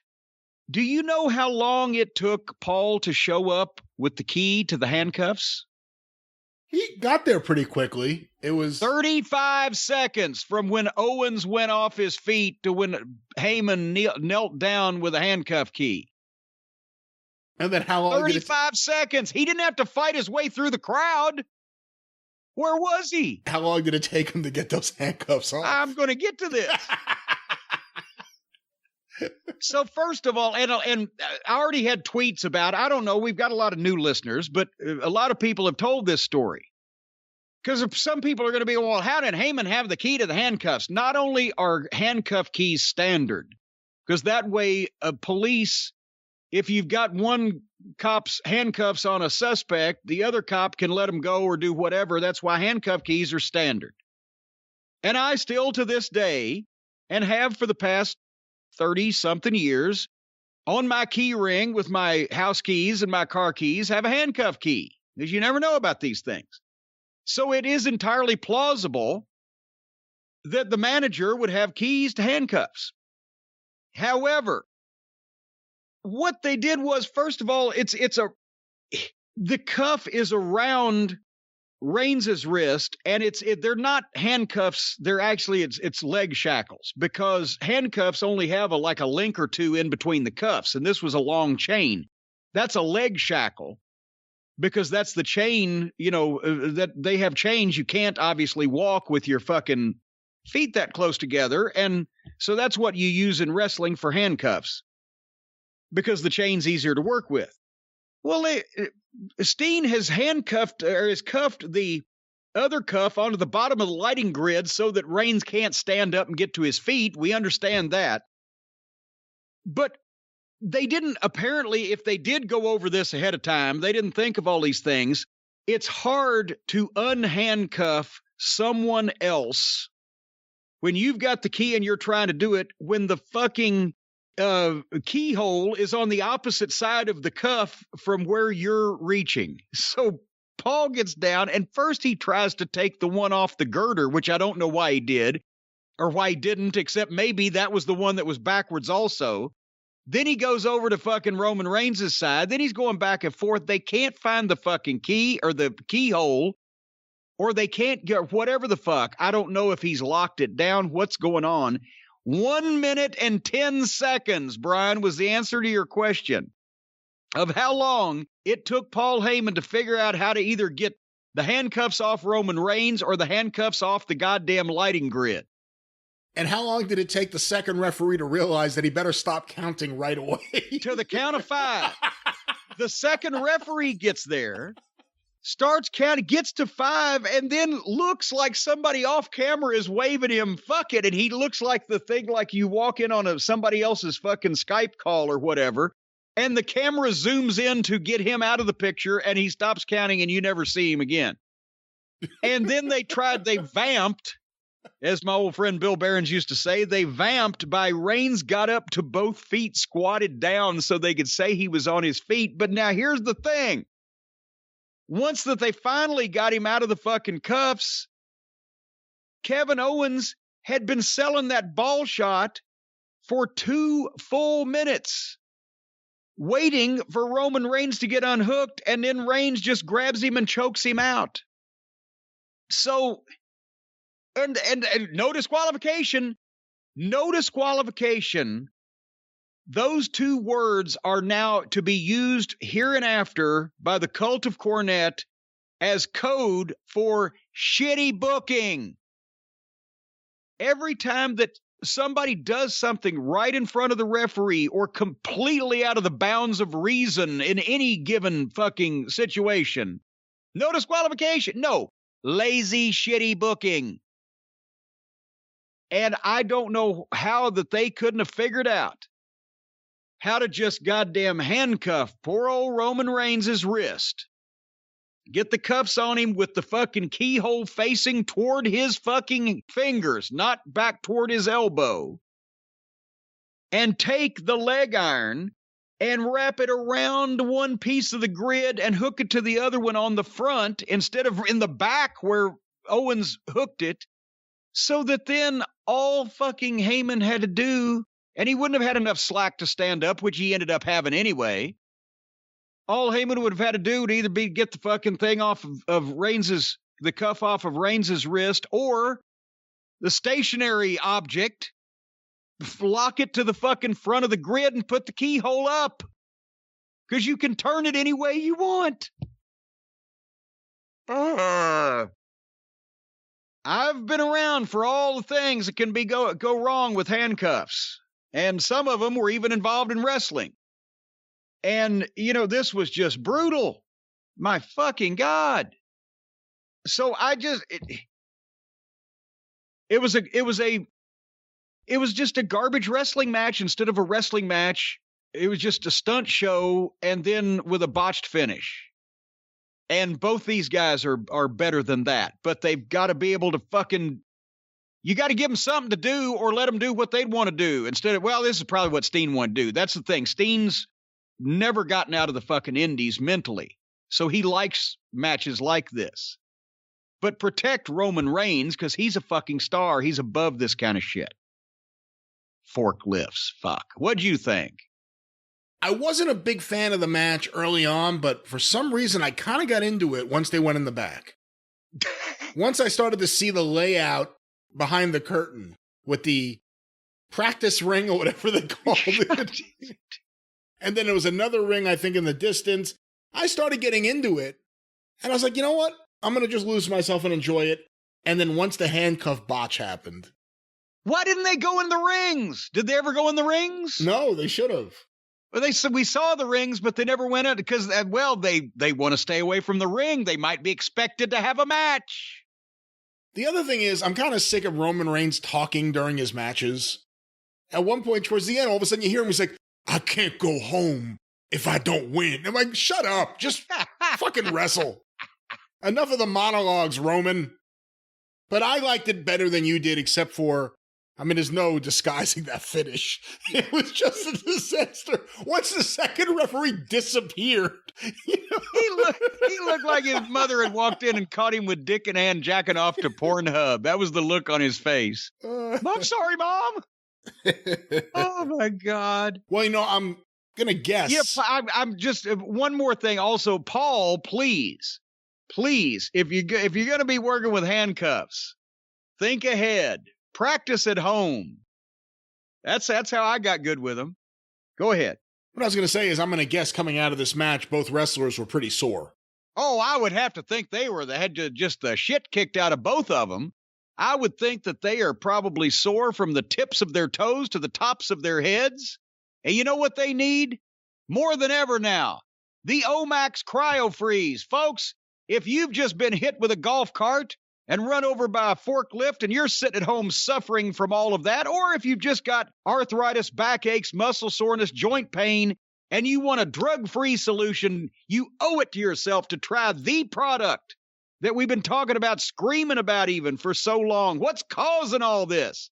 It's the Omax Cryofreeze CBD Pain Relief Roll-On. An all-natural topical pain reliever that ices out the pain with a 1-2 punch. Boom, boom. Of super cold menthol and hemp CBD. It's just like a roll-on deodorant. You just roll it right on, whatever hurts, whatever's stiff and swollen, whatever. It reduces inflammation. Well, maybe not everything. Reduces inflammation, improves muscle and joint flexibility. And we've said from not only our personal use, but also folks in the family that have had transplants and implants and have had as many surgeries as poor old Mr. Ron Wright. They love it too. And right now, Omax is offering all of you folks 20% off a 1-month supply of Omax Cryofreeze or any product site-wide. If you go to omaxhealth.com, that's O-M-A-X, omaxhealth.com, and enter the code DRIVE, that's D-R-I-V-E, then you can get 20% off the Cryofreeze or anything on the site. Brian, you love it. I love it. It's not that messy, sticky cream. It doesn't stink you out. It's got a nice menthol. It opens up your sinuses, ices out the pain, heats up where it hurts, and it's 20% cheaper because you listen to us. Yeah, I like the smell. I really like it. Well, you like anything. Or maybe I should say the scent. The scent. Yeah, you shouldn't say that. Shouldn't say it like that. I like the smell. It's a scent. This is not a smell. The Royal Rumble smells. This is a scent. Omaxhealth.com. Enter the code DRIVE, 20% off. Rub this on your eyeballs after you watch WWE programming. I'm pretty sure one way or another, you'll never see any more WWE programming. Do not apply Omax to your eyeballs. Do not apply to your eyeballs. Ladies and it's gentlemen. Not a good idea. Well, only if you don't want to see anything else. But it's good everywhere else. That's right. That's right. You know what was left? Of course, the Royal Rumble. So I just once again on the scoreboard, we had a match for one of the world titles that went for 7 moves, then one of the women's world titles, then Bugs Bunny, then a 1 hour long 30-woman battle royal, then more Bugs Bunny, then a DJ won a championship belt, Bradshaw spoke the only truth of the whole show. Then we had an indie death-style garbage match with forklifts and golf carts. And now we're ready for, and a botched finish. And now we're ready for the men's rumble. If this had been the best Royal Rumble of all time, how could you at this point, 3 hours into this fucking fiasco, save this thing? They had too much. The burden was too much. Edge number 1 and Orton number 2. I'm like, well, okay, wow. Edge is back. He looks great. At least he's a star. Orton's a star. They start the fight on the ramp. But then they go to the ring and they go through the ring to the floor. I want somebody to go back that has a lot of free time. And out of this 4-hour show, tell me how long people were actually in the ring. So now they start doing the same thing. 2 guys, I love Edge's work. I fucking love Randy Orton's work. And they're doing the bullshit indie-style fight around the ringside and the table and bouncing each other's head off the screens and the barricade. And they do that to start this thing out. So it's nice they went the other way and didn't do shit that everybody else had been doing. Did you notice that? Or is at this point, is it just every match that's what they do? Everybody. It's every match what they do. Everybody. Sami Zayn came in number 3, and the heels got some heat on Edge. Then Mustafa Ali came in number 4, and he turned heel and got on Edge. And they all 3 got heat on Edge. And then Jeff Hardy comes in number 5 and has a so-so flurry, and he gets stopped because Randy Orton then RKOs everybody. But then Edge is back on Orton, and they go back to the fucking floor. And Edge DDTs Orton on the table, but it doesn't break. So here's where not only the empty arena has ruined these people probably for all time, but God, do we miss Pat Patterson. Because this becomes a recurring theme. Pat used to be able to figure out that everybody but the fucking lowest munchkin would get some type of impact and come in at the right time. Either a babyface would come when it would get a pop because the heels had taken over, or a star would come out and make an impact, or some new talent would whatever this was just guys coming in, and if anybody bothered to turn and run toward them, they'd hit them with something, but most people were just ignoring everybody that came in. And the other point is that after Randy Orton RKO'd everybody and Edge came back and got on him, the business that they did, going out back to the floor, going to the table that didn't break, whatever, everybody else in the ring sold Randy Orton's RKOs for 2 full minutes. People been in car accidents, have gotten up and walked away quicker. And that's what, if you notice, a lot of times there's guys doing fill stuff in the match, in the battle royal, if you see it out of the corner of your eye when there's something going on. But in a lot of cases, it just seems like everybody just lays down, rolls over, rolls out, or just disappears somewhere while and are just sitting waiting for their next spot where they're needed, which they wouldn't be able to do if there were people in the building, and which they ought to be acting like.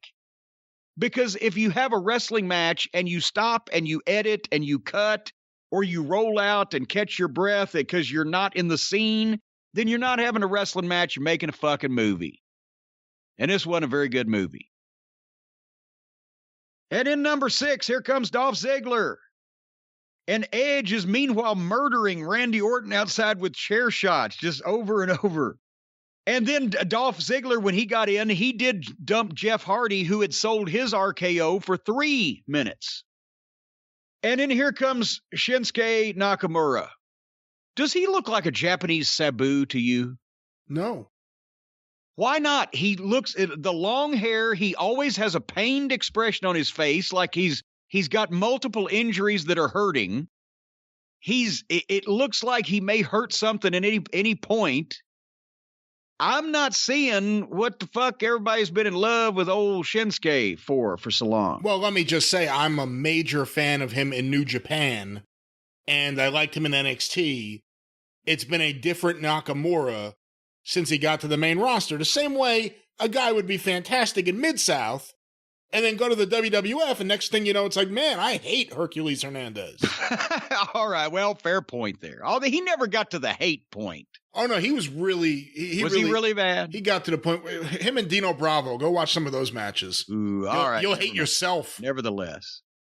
Boy, you know what Hercules Hernandez in 1984 could have been, without doubt, in that Paul Orndorff 1986 Hogan spot, and been just as fearsome and just as badass. But he did gain weight and go downhill fairly quickly. Anyway, Randy Orton's still out on the floor selling his knee. And here comes Carlito at number 8. He looks better than he ever did. He's twice the size he was when he was actually wrestling. He's on the Hercules Hernandez diet, it seems. Yeah, but he looked good. As a matter of fact, when he got in, shit kind of picked up a little bit just in terms of the athleticness going on and people taking bumps in the ring. And meanwhile, the referees are helping Randy Orton to the back at a snail's pace with camera shots. So, and the announcers mentioned he had not been eliminated. And then later on, we're going to see him in the trainer's room with his knee being worked on. And they'll mention he hadn't been eliminated. And then after 30 minutes, you don't ever see him. And then you know he's coming back. But anyway, Xavier Woods got in and nothing happened.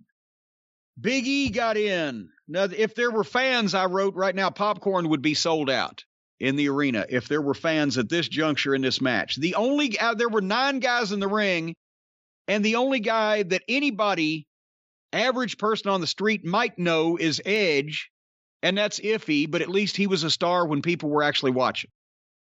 The fake fans really loved Sami Zayn getting eliminated. They cheered like crazy. And here's what I'm talking about. John Morrison comes in. He threw one kick and went to the corner, and everybody ignored him. Nobody fed him. He did nothing. Ricochet's next in. He comes in, and then he had 30 seconds of gymnastics set up with everybody, which he perpetrated, and then they flattened him. Elias was number 13. For once, I was wanting to see him sing instead of wrestle. And then finally, number 14, Damien Priest. This is where I wrote in big block letters, we need Pat Patterson. He bumped Elias, he bumped Ricochet, he bumped Morrison, and he dumped Elias. And then he blended in. And there it kind of was. Frogface was next, but he took the Money in the Bank briefcase over and smashed up the DJ desk where Bugs had been doing his alleged music. Then Miz got in the ring and did Dennis Condrey's face buster very poorly and from the wrong side. Then Miz and Morrison did team up on everybody and did some double teams. That was refreshing at this point. But then here comes Bugs. He's mad about his DJ booth and distracts Frogface and Morrison, and Priest dumped them both, which is great. Priest gets credit for dumping a recognized tag team. And then Bugs Bunny climbed to the top rope and did a crossbody on both of them. And this is another time where there's no match going on when they're doing these tricks, as I believe Sports Quifa had termed them tricks. Is that what they said was tricks, right? Sports Quifa? I believe it was Sports Skifa. Or no, Sports Skeeta. That was what it was. Sports Skeeta. Whatever. And then here come Riddle. Number 16, well, he hadn't even gotten the ring, and they were doing the replays in the fucking box of Bugs Bunny doing the crossbody and killed Riddle's whole fucking initial flurry. It was in the small box, and everybody talked over it. At number 17, Daniel Bryan. Okay, he hits the ring and hits 2 corner drop kicks that the guys obviously were there for. And then just trades kicks with Ricochet. Here was Daniel Bryan, one of the biggest stars they had just a few years ago, and he's in there trading kicks with another fucking interchangeable gymnastic midget. So thanks for coming, Daniel. Then the only flashback to when somebody who knew what the fuck they were doing was actually putting these things together. Kane is number 18. The retired... Here's in the following the same precedent of Goldberg and now Edge, the retired 30-year wrestling veteran and current mayor of Knox County, Tennessee, gets in and makes a bigger impact than anybody in the match. And by the way, when Kane got in, there were 9 guys involved in this, and only he and Big E were over 230 pounds. Kane hits a choke slam, then a double choke slam, eliminates Dolph Ziggler, eliminates Ricochet, and then everybody fucking sells while he hugs Daniel Bryan and then choke slams him.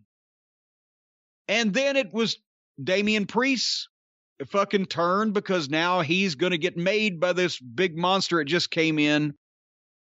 I think our friend Damien dropped the ball on this one. Do you not? Did you think? What do you mean? Kane went to choke slam him. He was going to pop behind. He didn't land on his feet. He fell over on his ass. He had his moment in the sun to have an interchange with probably the biggest of all time, biggest WWE star in this match and eliminate Kane. And he didn't kill it. It didn't come off. I think you're overrating how big a star Kane is because he's been around way too much. No, in this field. Edge is bigger than Kane.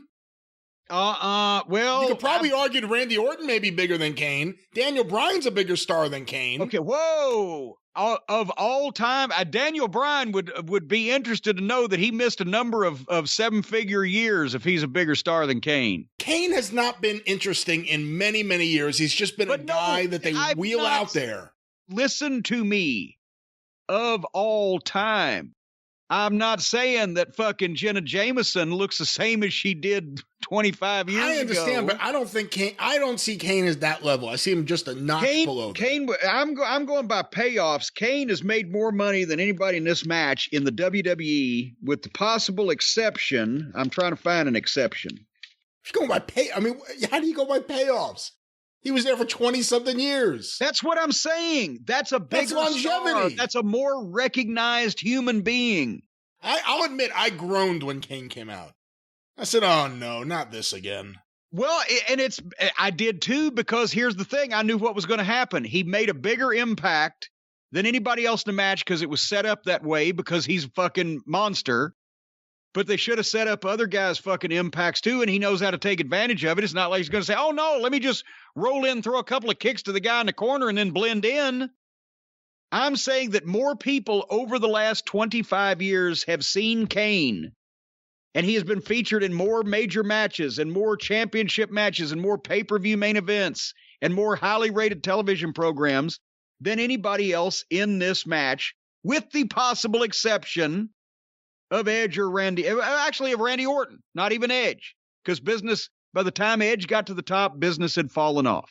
I'll say this, though, about Damien Priest. I like Priest's performance in the Royal Rumble. But we've talked... Well, go ahead. Go ahead. Well, I was just going to say, I'm not knocking his whole thing. I'm saying he missed his moment here because he didn't look dominant over Kane, and I think that's how they had booked it if he had taken it. Go ahead. What I was going to say is we've talked for so long about him in NXT, how he looks like a star. He's bigger than everyone there. What's it going to be like when he gets on the main roster? You know what? He looked like a star in there. Yeah. He still looks the same. No, but I mean, amongst their wrestlers, he looked gigantic. Yes. He looked great. I hope Vince doesn't screw him up. I mean, he will. But, man, that guy has so much potential. But anyway, I would have liked to have seen a little bit longer, a little bit more definitive. But anyway, oh Jesus. Next, number 19, the Possum King, and I fast forwarded on principle, just 2 minutes, just 2 minutes, and then I got to Otis, and I said, well, God damn it! But they set Otis up for all kinds of shit before he got dumped. Then number 21, Dominic Mysterio came in and the Possum King planted him. And then as he staggered up, turned around and Dominic dumped the Possum King. And then here came Bobby Lashley, who I love. He's a badass. And he dumped Dominic. Boy, did he dump Dominic. And Damien Priest. And at least if they're going to dump Priest, it was Lashley. But then he and Big E had a long, sloppy exchange. Why is everybody presenting or acting like Big E is a huge star? Because have you seen it yet? Why he would be a huge star? And if he is a big star, why didn't he have a bigger name than just... And where's Little E? He was in the New Day, and the New Day amongst those fans were really over. Amongst fans like me, the New Day were awful. They were talented guys in the New Day, but as a unit doing their childish comedy, it's really stupid. Big E's been doing that for a while, so because of that, he's over. I will say this, though. This is the best Bobby Lashley physically has ever looked. Not just in terms of his muscles and everything, but the trunks he's wearing. He never looked so tall to me before. The way he's moving. Oh, I think he's trimmed up a bit, and he looks a little taller now. But okay, here's something for you. Look up how old Bobby Lashley is, and then tell me when you know, and we're going to be surprised. But anyway, he had a long sloppy exchange with Big E. Yeah, what is it? 44 years old. Yes, Blaster Lashley. We had him because that's the thing, when he came to OVW, that was 2004. And we said, how old are you? He said, I'm 30. Holy shit. He's a physical freak. Anyway, but he had a long sloppy exchange with Big E, and he shouldn't have been even with E. What is Big E's name? Is it Ed? Evan? Well, when he first came in, it was Big E Langston. And of course, Vince doesn't just hate first names, he hates last names too. So he got rid of Langston, and then he just became Big E. I don't know if we've ever been told what the E stands for. Number 23, Shane Hurricane Helms, the wrestler with the best Twitter account on the internet. Okay, I'll go for this. He got in and did double eye pokes and tried a double choke slam on the two biggest guys, and they dumped him. So at least Shane got a check. But I would have actually at that point said, please, Shane, work a minute. Just a minute. Get my mind off this shit. Anyway, Christian. I was glad to see Christian back. He went through quicker, sharper spots more flawlessly than anybody else in the match so far. Did you not think? He hadn't lost a fucking step. No, he looked great. And then he and Edge teamed up on Riddle. I'm like, yes, because that Riddle just bothers me the more I see him. Stacy walks in again, and she's, who's wearing the fucking baseball umpire shorts and barefoot? And I said, that's Riddle. He's a stoner UFC fighter. Yeah.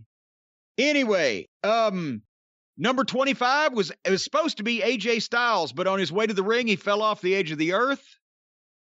Took him a while to get in the ring. Apparently that line fell the same way, in the same place. I thought that'd get a little giggle for you. Anyway, Rey Mysterio at number 26. And he did some good shit. Mysterio's so good, but here's the thing. Right at this point, they started doing the shit with AJ's giant, what do they call him? His own personal colossus. Vince loves that word. Vince loves certain words. And like he wanted Vader to be the mastodon. And I guarantee you, if it wasn't his idea, as soon as somebody said, why don't we call him his own personal colossus?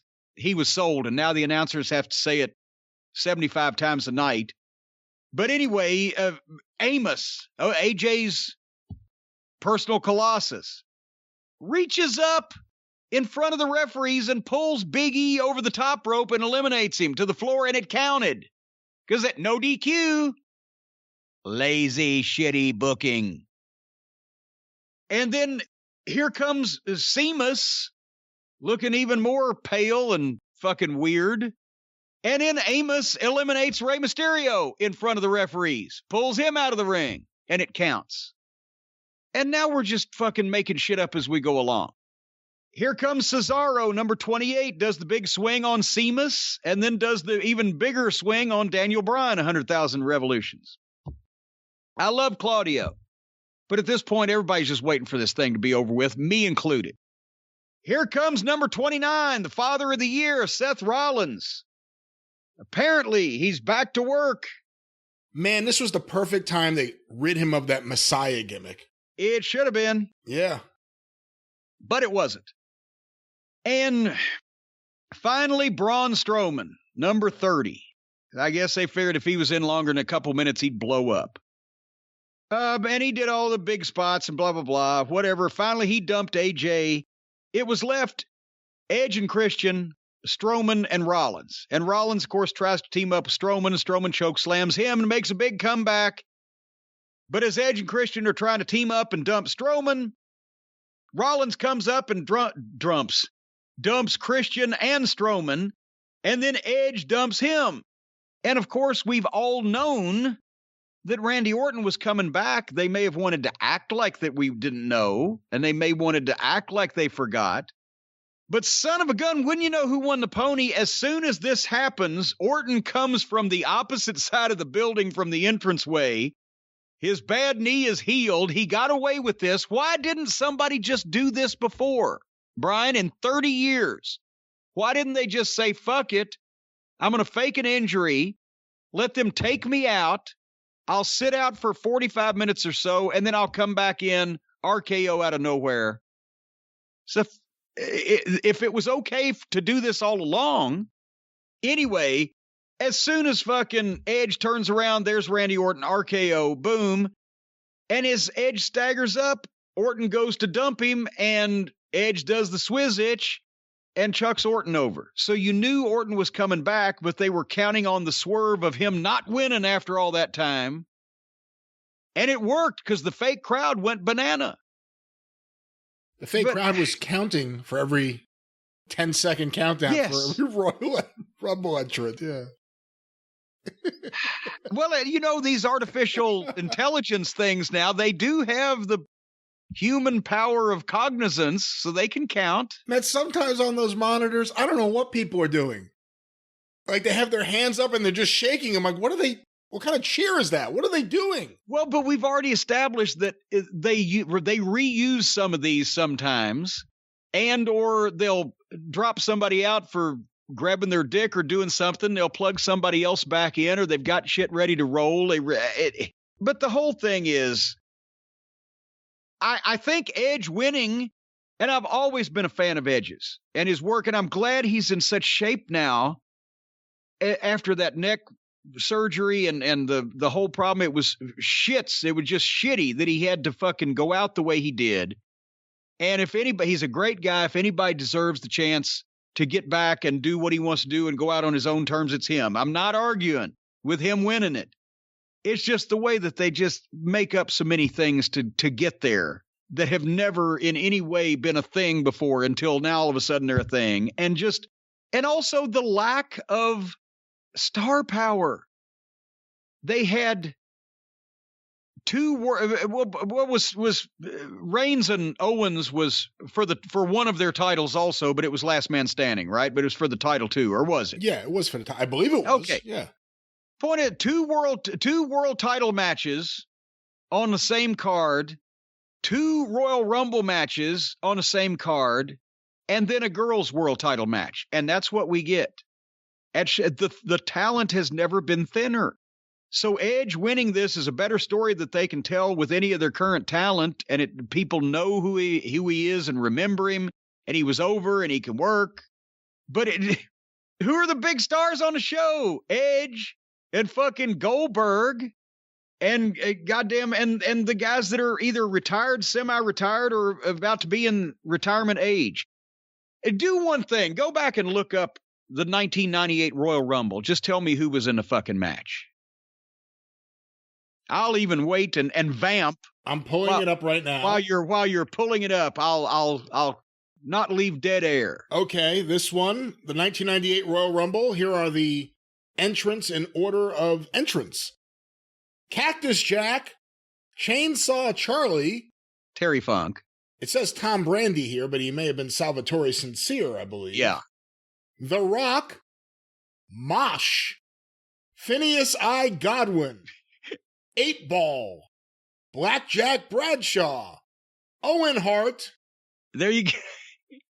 I would just say there's a pattern here, and I'm not diminishing any of these guys, but you'd get 2 or 3 of the undercard guys, and then suddenly there'd be a Rock. Suddenly there'd be an Owen Hart. Suddenly, go ahead.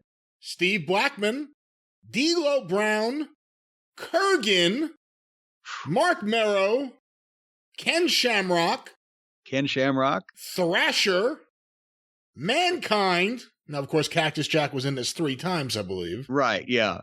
The artist formerly known as Gold Dust. I forgot about that. Jeff Jarrett, Honky Tonk Man, Ahmed Johnson, Mark Henry, Skull, Kama Mustafa, That's Godfather. That was Godfather for the new fans. Stone Cold Steve Austin, Henry O'Godwin, Savio Vega, Farouk, Dude Love, Chains, and Vader.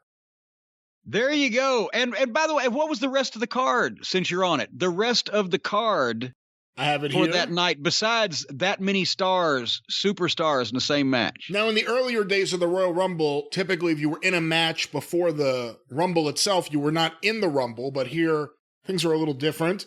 The results: Vader defeated the artist formerly known as Goldust with Luna Vachon. Max Mini, Mosaic, and Nova defeated Battalion, El Torito, and Tarantula with Sonny as the guest referee. Okay, and that was the Mexican Minis. And yes, we were doing that then. The Rock defeated Ken Shamrock via disqualification. The Legion of Doom defeated the New Age Outlaws by disqualification. Which and weren't even in the Royal. There you have the Road Warriors. They're not even in the Rumble. Then was the Rumble match itself, won by Steve Austin, eliminating The Rock. And finally, Shawn Michaels, the WWF World Heavyweight Champion with Chyna and Triple H, defeated The Undertaker. Wow.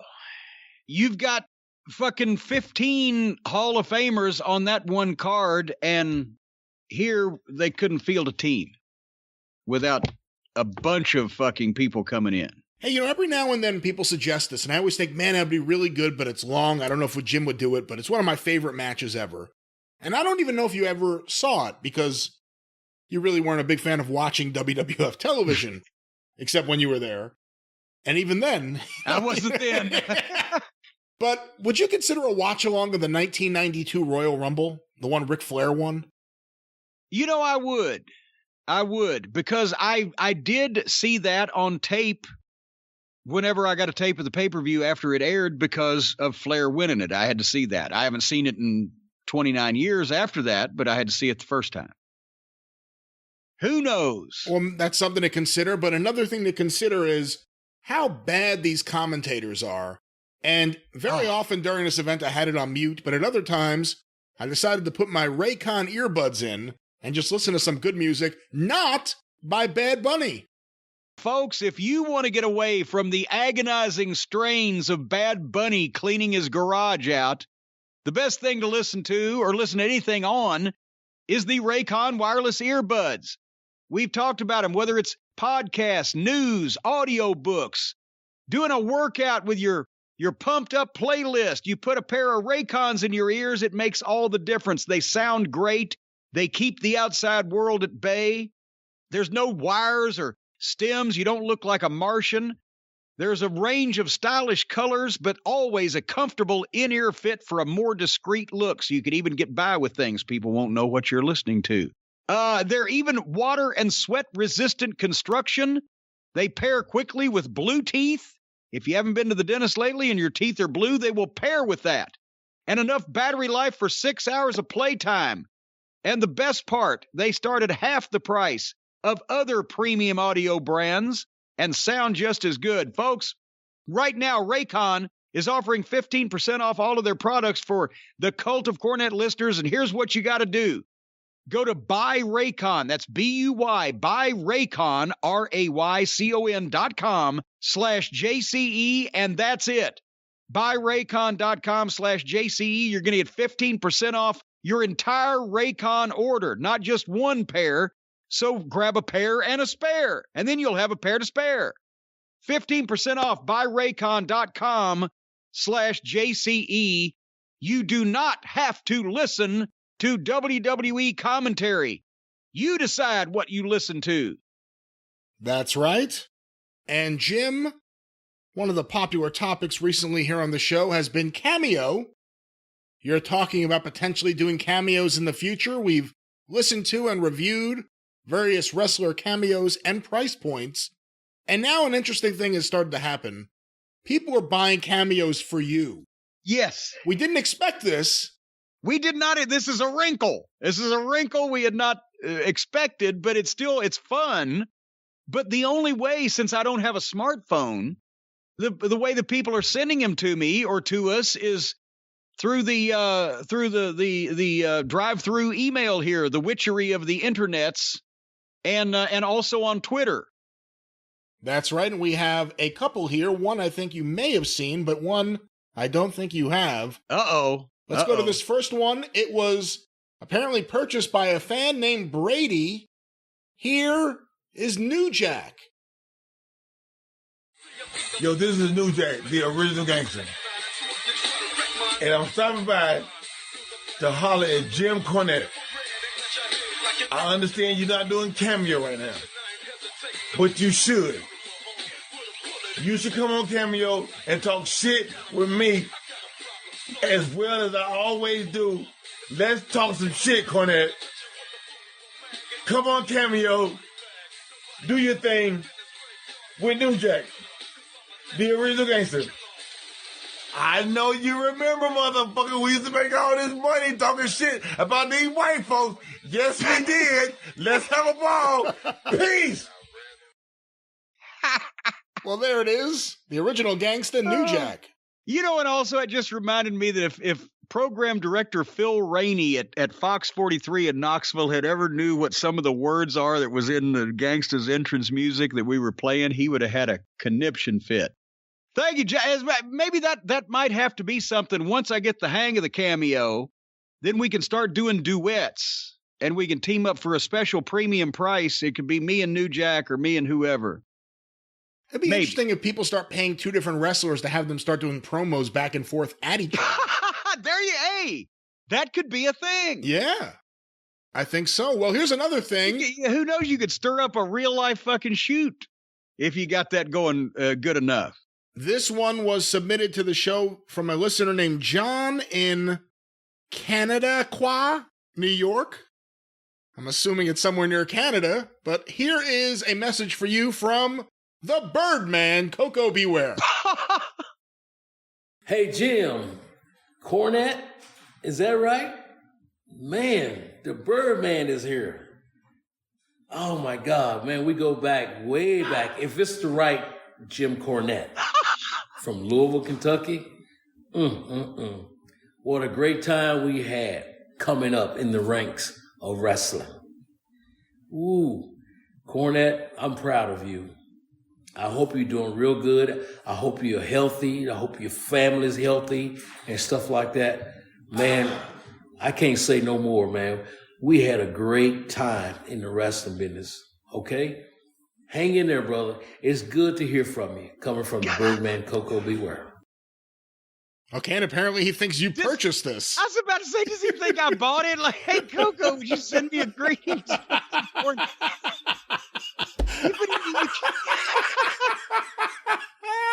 You can tell, is this the right one in Louisville, Kentucky? He wanted to start actually like he was talking to me, but he couldn't believe it really, so he didn't want to say anything that anybody... Oh, my God. Norvell carried the whole load with the PYTs, Coco. What the fuck? Wait, remember me after all this time? No, that is, I guess when you give the information, you should be more clear that you are buying this for someone instead of, or maybe it just, yeah, hey, Coco, it's Cornette. Send me a cameo. Yeah, he seemed pretty, is this really you? Pretty puzzled. Yeah, we go back a long way. If this is really, I don't know whether this is, but hey, I hope you're okay. Well, let's get a few questions in. We've run pretty long already with this Royal Rumble review, just like the actual Royal Rumble. Yeah, just like the actual show itself. They had to name this one after 2 years because it took that long. This question was sent in to CornyDriveThru at gmail.com from Nails. Excuse me, not Nails. Not even close to Nails. From Nafis in Singapore. Which I read as Nails. From Nails in Singapore. From Nafis in Singapore. I apologize in advance for this long email, and if you've already talked about this story, but I think it would be good enough to provide you and the listeners with the details. I was recently watching a video of Bill Apter interviewing the Midnight Rock and Roll Tom Pritchard Stro Maestro in the Masters of the Ring Entertainment event in Wilmington in 2015. Oh, good Lord. Okay, I remember that. Who's the Stro Maestro? Robbie Eagle, the Stro. Okay, makes sense. Yeah, but he's double typed that there. During the interview, Stan Lane talked about the time he pranked you when you were sleeping on an airplane by swapping a People magazine you were reading with a Hustler magazine. I have 2 questions and 1 request. 1, does Stan always bring adult magazines when he travels with you? 2, what other wrestlers were on the plane when the prank happened? And can you tell the listeners your side of the story? Well, as far as who was on the plane, I can't remember. It was a WCW trip in the TBS days, so whoever was probably 89, 90-ish, whoever was on the roster at that point in time. And yes, Stan, well, it's not like he couldn't buy them in the airport newsstand on the way, but Stan always had reading material in his bags. As a matter of fact, he got nervous one time.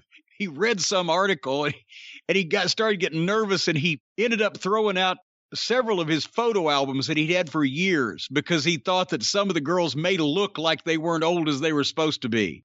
And I was like, I would have fucking checked before I'd thrown out all that material. I'd have gone back and looked for driver's licenses and shit. Anyway, wonderful collection of photography. Nevertheless, so we're going somewhere, and everybody knows I've always hated to fly.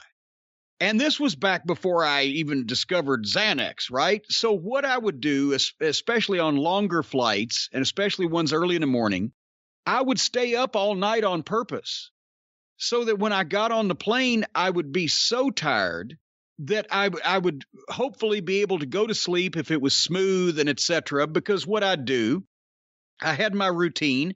I'd always have my magazines and my reading material. As soon as I got on the plane, I would occupy my space. I'd have everything the way I wanted it, my books in the pocket in front of me.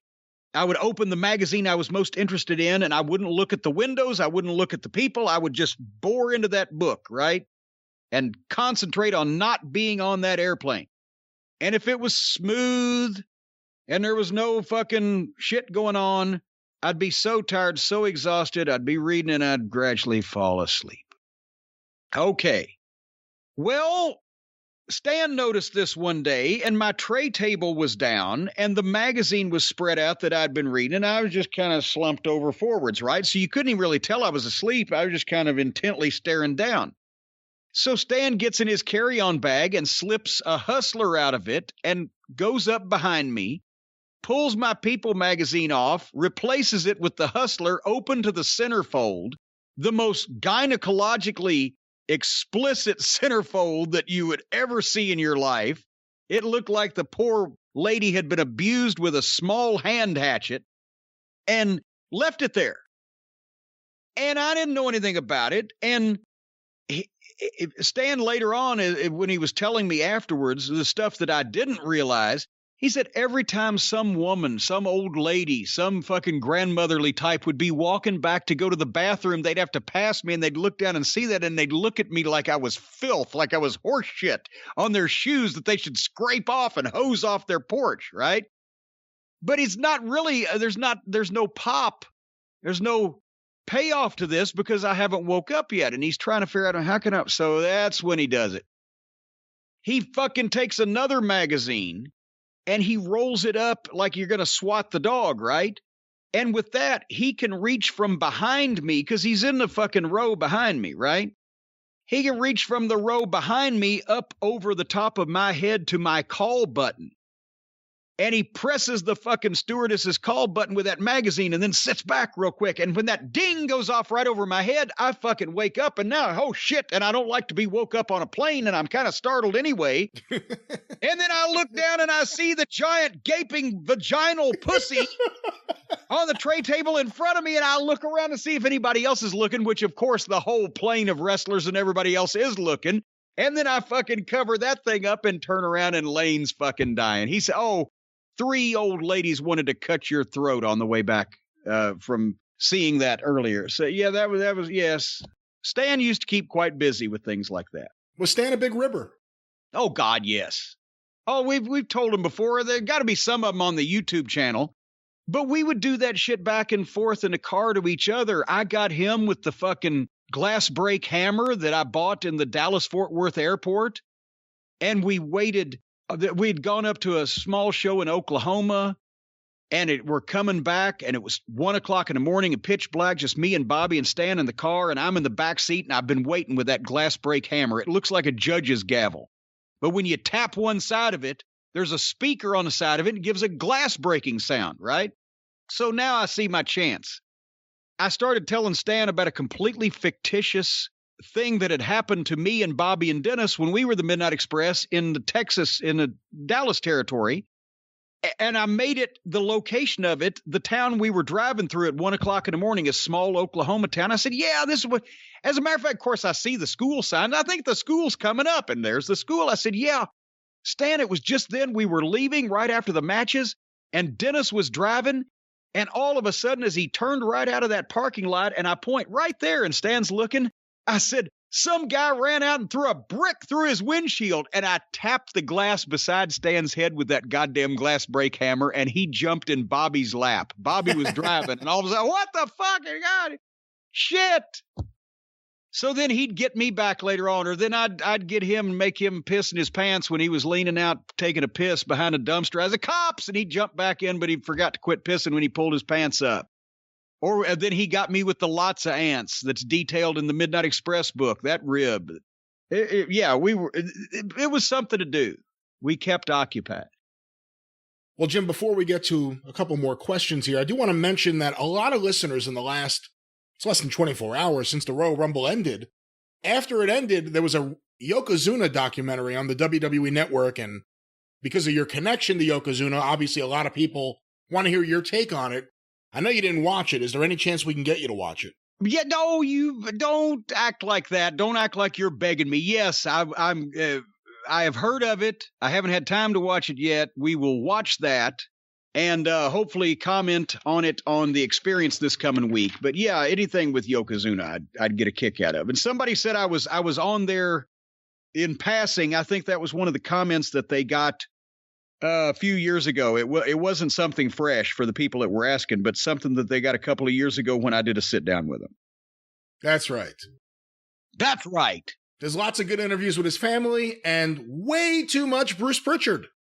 Uh-oh. Well, Bruce is the bridge. When the producers need someone to say something and they find that they don't have that fucking comment, they'll have Bruce say it. And then they can put it in because he's available. He can be had. He has been many times. Yes. Quite sleazy. But let's get a couple more questions here. Hey, what in the world? Well, you know it's true. I didn't argue with the validity of it. I said, hey, what in the world? Our next question, Jim, sent to CornyDriveThru@gmail.com. I'll read one here from Kelly in Saskatchewan, but several people have tweeted or emailed this in. Here's Kelly's question. curious to get your opinion on Eric Bischoff's recent claim that although Bret Hart's technical wrestling skills were not in question, only 95% of fans care about 5-star matches, or excuse me, it says here 5-star performances, and that storylines and character are more important. Bischoff falsely... Wait a minute, I think you've read that or they've written it wrong, one or the other. He's saying only 95% care about that stuff. Well, let me open up 95% don't care about that. What is his point he's trying to make? Here's another email that has the actual quote here. Okay, that's in proper tense and correct.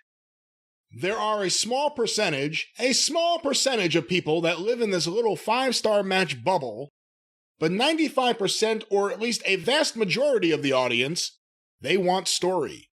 They want larger-than-life characters. They want to be entertained. Bret Hart, as great as he was from a technical wrestling point of view, was like watching paint dry. What? It was fucking boring. The numbers back it up, you know? Oh, my God. Bret Hart is a WWE World Champion and was probably, when compared to many of his peers during that time, a failure. A miserable failure. What? So Eric Bischoff saying that Bret Hart, boring and a miserable failure as WWE champion. As opposed to the guy that he brought in and gave $1 million a year to that was the worst drawing WWF champion of all time, Kevin Nash. The guy that Eric Bischoff changed the pay structure of wrestling to sign. And actually going back to Kelly's email here, Kelly asked at the end, if Eric truly felt Bret could not draw money, then why would he pay Bret more than Ric Flair, Lex Luger, and Sting combined in 1998? Because he's revamping his opinion now based on whatever story he wants to tell this month. Here's the thing, and I'm not even knocking Bischoff at this point because, let's face it, everybody knows, and the people who haven't known, whenever he has showed up at places like TNA a few years ago or wherever, they are surprised to find out that Eric Bischoff knows almost nothing about wrestling. And I mean, that's not my opinion or my assessment or my statement. That's the opinion of almost everybody that does know something about wrestling when Bischoff shows up somewhere. They are shocked and surprised at how little he knows about wrestling. He bluffed his way in the thing, and he knows television, and he knows how to fucking talk good and negotiate and blah, blah, blah, but he don't know shit from apple butter about wrestling. Bret Hart was not about having 5-star matches either. That's the most ridiculous thing I've ever heard. But it's for Bischoff's layman's understanding at best of the wrestling business and not being able to go any deeper in it. Yeah, I'm sure he thinks, oh, yeah, Bret's all about the work, but, you know, Bret's matches made sense. Bret's matches had psychology. Bret's matches were great, not because of the moves he did, but because of the way that he did them, when he did them, and the ones that his opponents did as well. Am I articulating that for a simpleton like Eric as easy as I possibly can to make it understandable? I think so. What I guess Bischoff is entertained by story and drama means story and drama in the locker room, because the people that he pushed the most and gave the most money to had mostly shitty matches, tried to do as little work as possible, and most of the drama and story was involved with them in the backstage in the locker room with trying to get them to fucking earn the money that they were being paid. So maybe that's the kind of drama and story or whatever that he thinks is supposed to be in wrestling from guys with 6 moves that he stole from somebody else that made them stars. But no, that's ridiculous. Bret wasn't one of these indie level spot monkey goofballs that want to have the 5-star Tokyo Dome match at the expense of making it make any kind of sense in the world like we have now. Bret just was able to wrestle, have worked matches that still came off like athletic conflicts, make shit look reasonable instead of obviously bogus where people were rolling their eyes, and was dedicated enough to the business not to pull too much of the backstage tomfoolery that all the people that fucking ATM Eric there paid millions to, because he liked to hang around with guys like that were just He'd like to ride motorcycles and smoke cigars and fuck each other in the fucking ass, figuratively, not literally, like all the rest of the people he liked hanging around with. He couldn't understand somebody that was just doing their job and doing business properly, I guess. I don't know. Who am I to say? Yeah, it's kind of crazy to call Bret Hart boring. He was fantastic, and his matches hold up today. And you can't have it both ways either. Either a 5-star match or boring. Even the 5-star matches, they're not boring. They're just goofy fucking gymnastics exhibitions, but they're not boring. So you can't have it both ways. But that's why I'm saying I've heard from a number of people over the years that Eric Bischoff's knowledge of actual wrestling, the wrestling business, how it should be performed or presented, or its history or beginnings or anything about it is very limited. He's good at conning people into letting him do shit. And he's a really good performer on air. He's a good performer, but see, the thing is, he didn't ever perform any wrestling. When he had a match with Zbyszko, it was goddamn just the drizzling shits one time, wasn't it? Anything he did physically, he looked awkward and off-put, but he's a wonderful, smarmy, heel game show host type personality. So he's a great TV performer. But no, don't let him try to do anything physical because it looks like shit. Larry Zbyszko surprisingly got really super over as a babyface during that period of time. And I was thinking about it the other day because I was listening to him on John Arezzi's podcast, where he's just hysterical calling in as a heel as the AWA champion. But he always had the funniest nicknames because they're kind of insipid, but they work. And I was thinking about New World Odor. But then the one I really started laughing about was Marcus Bag Smell. That's the one. That was my favorite one. You never know about Marcus's bags. Well, let's get at least one more question here, Jim. This one was sent to CornyDriveThru@gmail.com from Ian in England. ECW's Music Man, Harry Slash, was interviewed over here on the BBG Wrestling podcast. And by the way, that's a guy that you want to fucking trust and invest a lot of money in, a guy named Harry Slash. He revealed how he met Paul Heyman for the first time. He said they met at a nightclub in New York in 1992, where Heyman was throwing a party for himself to celebrate winning the Pro Wrestling Illustrated Manager of the Year award. No! No, you're fucking ripping me. No. Now, my question was... Wait a minute. Don't bury the fucking lead here. We are expected to believe that Paulie threw a party at a nightclub for himself when he won the Manager of the Year award. Well, I got to ask you, because I know how I reacted. Do you believe it? Because I believe it. Actually, I do. That's the thing.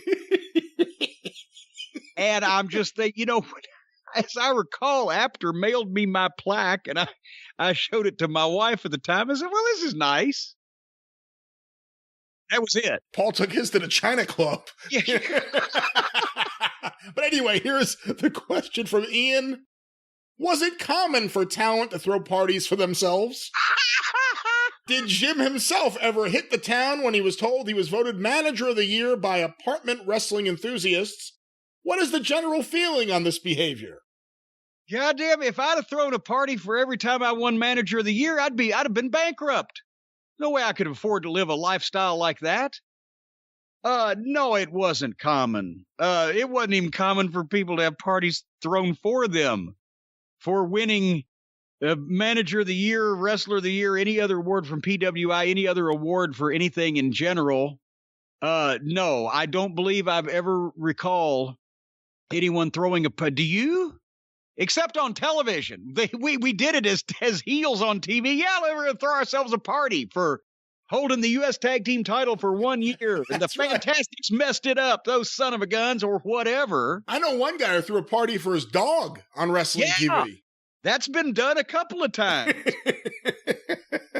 that was on TV. I was about to say not off camera. No, it wasn't a common practice. Hey, I just got voted fucking Comptroller of the Year in Cherokee County. Well, let's throw a party. What did he say what club it was? Because was it the China Club or was that the Hot Club at that point? I would be willing to put money on it either being the China Club or Le Barbat. Well, no, it was the China Club in '89 when Paul Lee ran into Jack Nicholson and That's relayed that conversation to me about how Nicholson was warning him about the tennis racket. But later on, he became friendly with Matt DeMatt, I believe his name was, who was Matty in the House on early ECW TV, and he was the doorman at Le Barbat. So I'm guessing it was Le Barbat Le Barbat? I think that's the name of it. Yeah, Le Barbat. Is like a baseball bat? What's a bar? Did they take a bat to you if you get out of line at that bar? I could be wrong, and I'm sure I'll be corrected, but I believe Missy Hyatt actually was a bartender at Le Barbat for a while.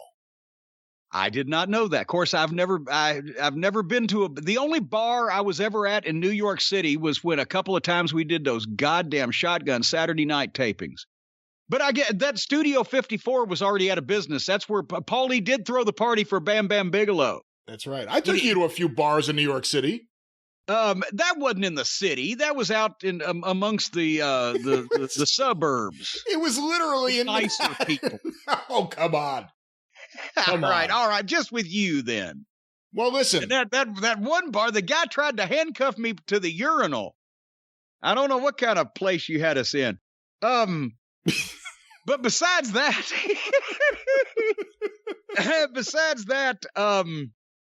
Paulie thought he was going to get to manage Bam Bam Bigelow, too. That's why he launched his career like that at Studio 54. And then Larry Sharp done stole him away. I have all the early Studio 54 press releases that he put out in the Keitzer collection. And it's always like, Studio 54 will present Man of the Year to Ric Flair at Studio 54. And then, he would send it to Keitzer, but it would be like, I'm working this event. It would never be like, I did this, I planned this is all me. It was always kind of like, I heard about this thing that's happening here. Can you promote it?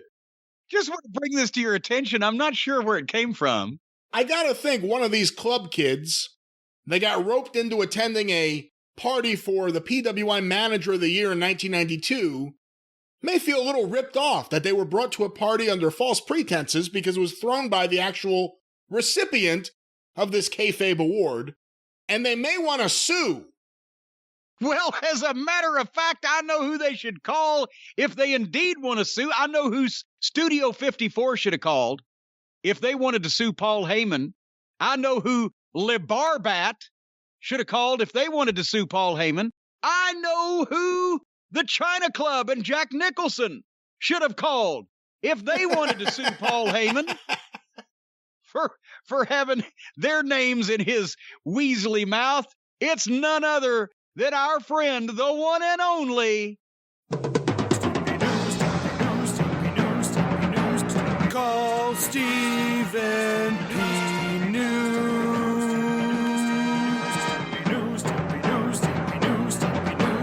If you need to sue.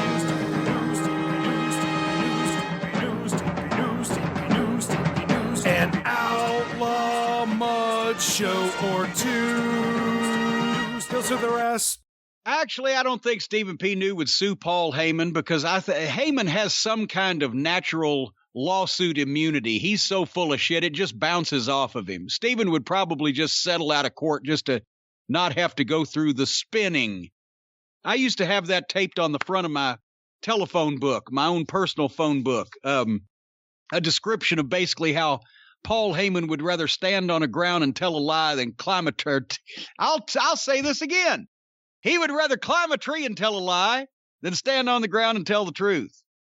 But that's not a description of the most honest attorney in the history of the legal jurisprudence system. That is not a description of the Baron of the Barristers, the consigliere of the cult of Cornette, the man who's on the side of the little guy to fight for right, honor, justice, and integrity, and that is Stephen P. New at newlawoffice.com, 888-692-8084. As a matter of fact, Brian, you know this, we are going to be having Stephen on the program, one of the programs, here in the next couple of weeks whenever we can chase him down. He's got that busy schedule because he's not only helping folks that have been downtrodden and infringed upon by major corporations poisoning their air or their water, or in some way damaging them or their families, he is also now representing people in the wrestling industry who are being jacked around.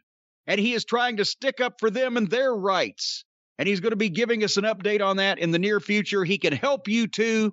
If he can't help you, folks, you're beyond help. newlawoffice.com, 888-692-8084. Protecting the little guy from the mighty justice system, and now even protecting small, innocent wrestling personalities from being taken advantage of by horrible, horrible, horrible people. More on that later. That's right. Stephen P. New. Well, Jim, before we wrap things up... But he's not a horrible, horrible, horrible person. No, certainly that's right, not. Stephen P. New, horrible, horrible. He's the other guy. He kicks their asses. He'll sue their ass. I got one thing before we get music being played here. Oh, okay. From jacked up Jeremy Bagley. He's jumping in on the Corny Awards. Hey, all right. Some ideas for the 2021 Corny Awards, given for a lack of excellence in wrestling for 2020. We just got a couple of awards here and possibly the winners. The Paul Rubens Award for most misguided jerk-off in a semi-empty building goes to Kenny Olivier. It takes a minute there. You got to... The Paul Rubens Award. When did it happen? In 1990? Well, hey, some things are evergreen. Pee Wee Herman, folks, look it up. The Paul Rubens Award. Anyway, the Donald J. Trump Award for shoehorning their family into the business, Cody, Brandy, and Baby Rhodes. Baby Rhodes. Baby Rhodes. That's it. They got to just name it Baby. Is you my baby, baby? You my baby dad. I'm your daddy, baby. I'm your daddy, mama, baby. Son, brother. The Renegade Award for gimmick infringement. Chris Jericho for attempting to replace Burger King as the home of the Whopper. Wow. Jacked up Jeremy's on a roll here. The Pablo Picasso Award for the most surreal face. Vincent K. McMahon at the Undertaker farewell. It did look like an expressionist type. The Pablo Picasso Award. Pardon me, sir, is that your ear? The Tory Spelling Award for worst use of his father's fortune goes to Tony Khan, everybody. Well, there you go. There you go. The Caitlyn Jenner Award for worst transition, FTR moving to AEW. Oh, no. That's awful. That's awful. But it is the worst one, though. And finally, if we haven't offended everybody by now, the Helen Keller Award for the person or persons best not seen or heard. Oh, no. The entire WWE announce team. Well, he's right.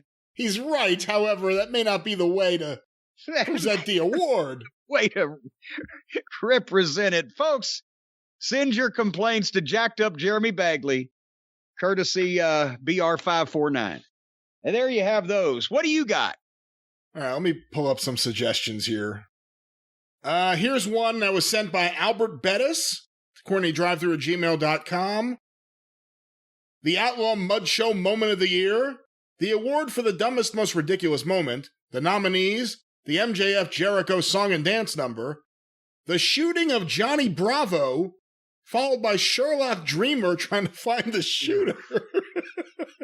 It's so much funnier when you can just read it and not actually see it. For the people who ask why we never review Impact, everybody. Football field fuckery. Shitsy black fart. Now they're doing it. Shitsy black fart running over Robert Stone with a toy tank. That happened a few times, so I think we need to specify. Yeah, we got to narrow that down. And Cameron Grimes versus Zombies. I believe we missed NXT that week. The award for awful teleportation, the nominees, Matt Hardy and Bray Wyatt. See, this is where it gets to be like just the same thing over and over sometimes. Most Mud Show Gimmick of the Year. Orange Cassidy, The Best Friends, Shitsy Black Fart, and The Librarian. I'm trying to see, and that's really the tone of the rest of this. So, I'm trying to see, does anyone have anything special? Just a thought, this one was sent by Nate and Erica. Joey Ryan gets the Harvey Weinstein Award. All right. Yeah. So far, Jeremy, you need to be writing for Conan, and other people need to be writing home for more money for tuition. My idea for a corny award is the shit stain of the year. The nominees: Chris Jericho, Orange Cassidy, Shotzi Blackfart, Monday Night Raw, and Miro. We just change these people's names for good now. Like that girl's got to be thinking, what the fuck? 500,000 people a week calling me Shitzy Blackfart. But you see, this is where they go like back and forth. Here's one from Ian Kennedy. Make-A-Wish Wrestler of the Year, Dwarf Dong Sucker, Marco Stunted Growth. His other idea is Heel of the Year, Roman Reigns, a close second place finish going to Pat McAfee. So, I mean, one of them is just like completely making fun of someone. The other one is seemingly a serious award here. Seemingly legitimate, yes. But Seeming. there are a lot. There are way too many that have been sent in. Here's one that is just blank. Ideas for the Corny Awards, and there's nothing here. That may be the best submission yet. Wait a minute. I've got a couple more here. If you want to see, they send them to me, Brian. I don't know what your problem is. Maybe you're getting the good ones, because here's one from Travis in Florida. Wrestler most likely to be working at Arby's in a month. Anyone in the Dark Order. Least effective tag team. AEW, all of them. Matthew sent in the Dano O'Mahony Shawn Michaels Award for the wrestler who held a title belt within the last year who appears least likely to be able to beat anyone in a real fight. Nice reference to Dano O'Mahony. Yeah, a callback. The Ian Rotten Award for the most legitimately painful moment which did not register because the audience now believes none of what they're seeing actually hurts. Note, botches should not be considered. Award is limited to examples where both guys knew what they were going to do to themselves, and they still did it, yet no one watching believed it, and so no one gave a shit. The Go to Bed Georgie Award, given to the individual who most clearly demonstrated the best place for them was in the seats with the other marks instead of being in the ring or the office. The Lex Express Award, wrestler who most failed to get over despite being heavily pushed. Donald J. Trump Award, worst use of creative hairstyling to cover a bald spot. Well, we're working on it, folks. It's a work in progress. One last one here that I got. This was from Corey in New Hampshire. I'd like to submit my award. Well, again, it's not your award, Corey. It's Jim's awards, but your submission, his award submission is It's Me, it's DDP, Diamond Dallas Page, the King of Bada Bing, the Master of the Diamond Cutter, 3-time world champion, WWE Hall of Famer, and founder and CEO of DDP Yoga, better known today as DDPY. Why? Because I want people to stop fucking calling it Yoga Award for the most shameless self-promotion tactic of the year. Who are the nominees? By the way, DDP we Yoga. might have to retire it. DDP Yoga, I've said it before, a great workout. He's rebranded it 3 times now. Right? It was originally yoga for regular guys. Then it was DDP Yoga. And now he's trying to get away from the word yoga, which is the only thing that gave it credibility, to be just DDPY. We'll see where it goes next. But anyway, let's get I want Yoga Bear. Yoga Bear? Somebody should come up with Yoga Bear. I'm sure it's where you have yoga and then wrestle a bear. I don't know. Play song. I thought it was a Yogi Bear joke. I didn't realize where you were going there. Well, it was Yoga Bear. Yeah. You don't have anything for Boo Boo? If I've got it, yeah, Boo Boo. That was a boo boo. That was a big boo boo. Well, with that, the drive-thru has closed. The steel drum is downstairs, so I can't use it here today. Just slap somebody upside the head and we're done. Of course, want to remind you, the experience debuts on Friday, wherever you find your favorite podcast. You can get be on time this week. It should be, unless something unfortunate happens. But you can get access to the archives and hear classic episodes right now by becoming a patron at patreon.com/Cornette. Each and every Sunday night, another batch of classic episodes goes up from the beginning in 2013. Right now, we are in the spring of 2016. The most recent episode that went up, Jim's talk with Ricky Morton, as well as something that people still talk about, me going off on Lance Storm. Hear it today Patreon.com. Who's still talking about that? I get a lot of people still say it's one of their favorite moments. It was the first moment of me on the show that made them fall in love with me. Was me going off on Landstorm. Patreon.com/Cornette. Love is a mini splendored thing. Of course, you can also access... One of the many moments when we fell in love with you, Brian. Of course, you can access clips of the episodes, full episodes, as well as omnibus collections on YouTube. All with the exclusive Travis Heckle artwork that is so popular. The official Jim Cornette YouTube channel. Just go to YouTube and search for Jim Cornette. It'll come right up. And subscribe that artwork made me fall in love with Travis when I first saw it. You see, there you go. And everyone else will fall in love with it too, as 185,000 people have so far. Subscribe today. The official Jim Cornette YouTube channel. You can follow Jim on Twitter at the Jim Cornette. You can follow me on Twitter at Great Brian Last. You can hear me on the 605 Superpodcast at 605pod.com. Available wherever you find your favorite podcast. Cornette's Collectibles is closed, but stay tuned for more information about the store reopening with, once again, Jim Cornette action figures, what everyone's been waiting for. Cornette's Collectibles at jimcornette.com. The Drive Thru is brought to you by the Law Office of Stephen P. New, 888-692-8084. Get even with Stephen at newlawoffice.com. And as Jim said earlier, you'll be hearing him on one of these shows in the next couple weeks. But until Friday on The Experience, and next week right back here on The Drive-Thru, for Jim Cornette, I'm the Great Brian Last. Tally-ho! It made me fall in love with you, Brian.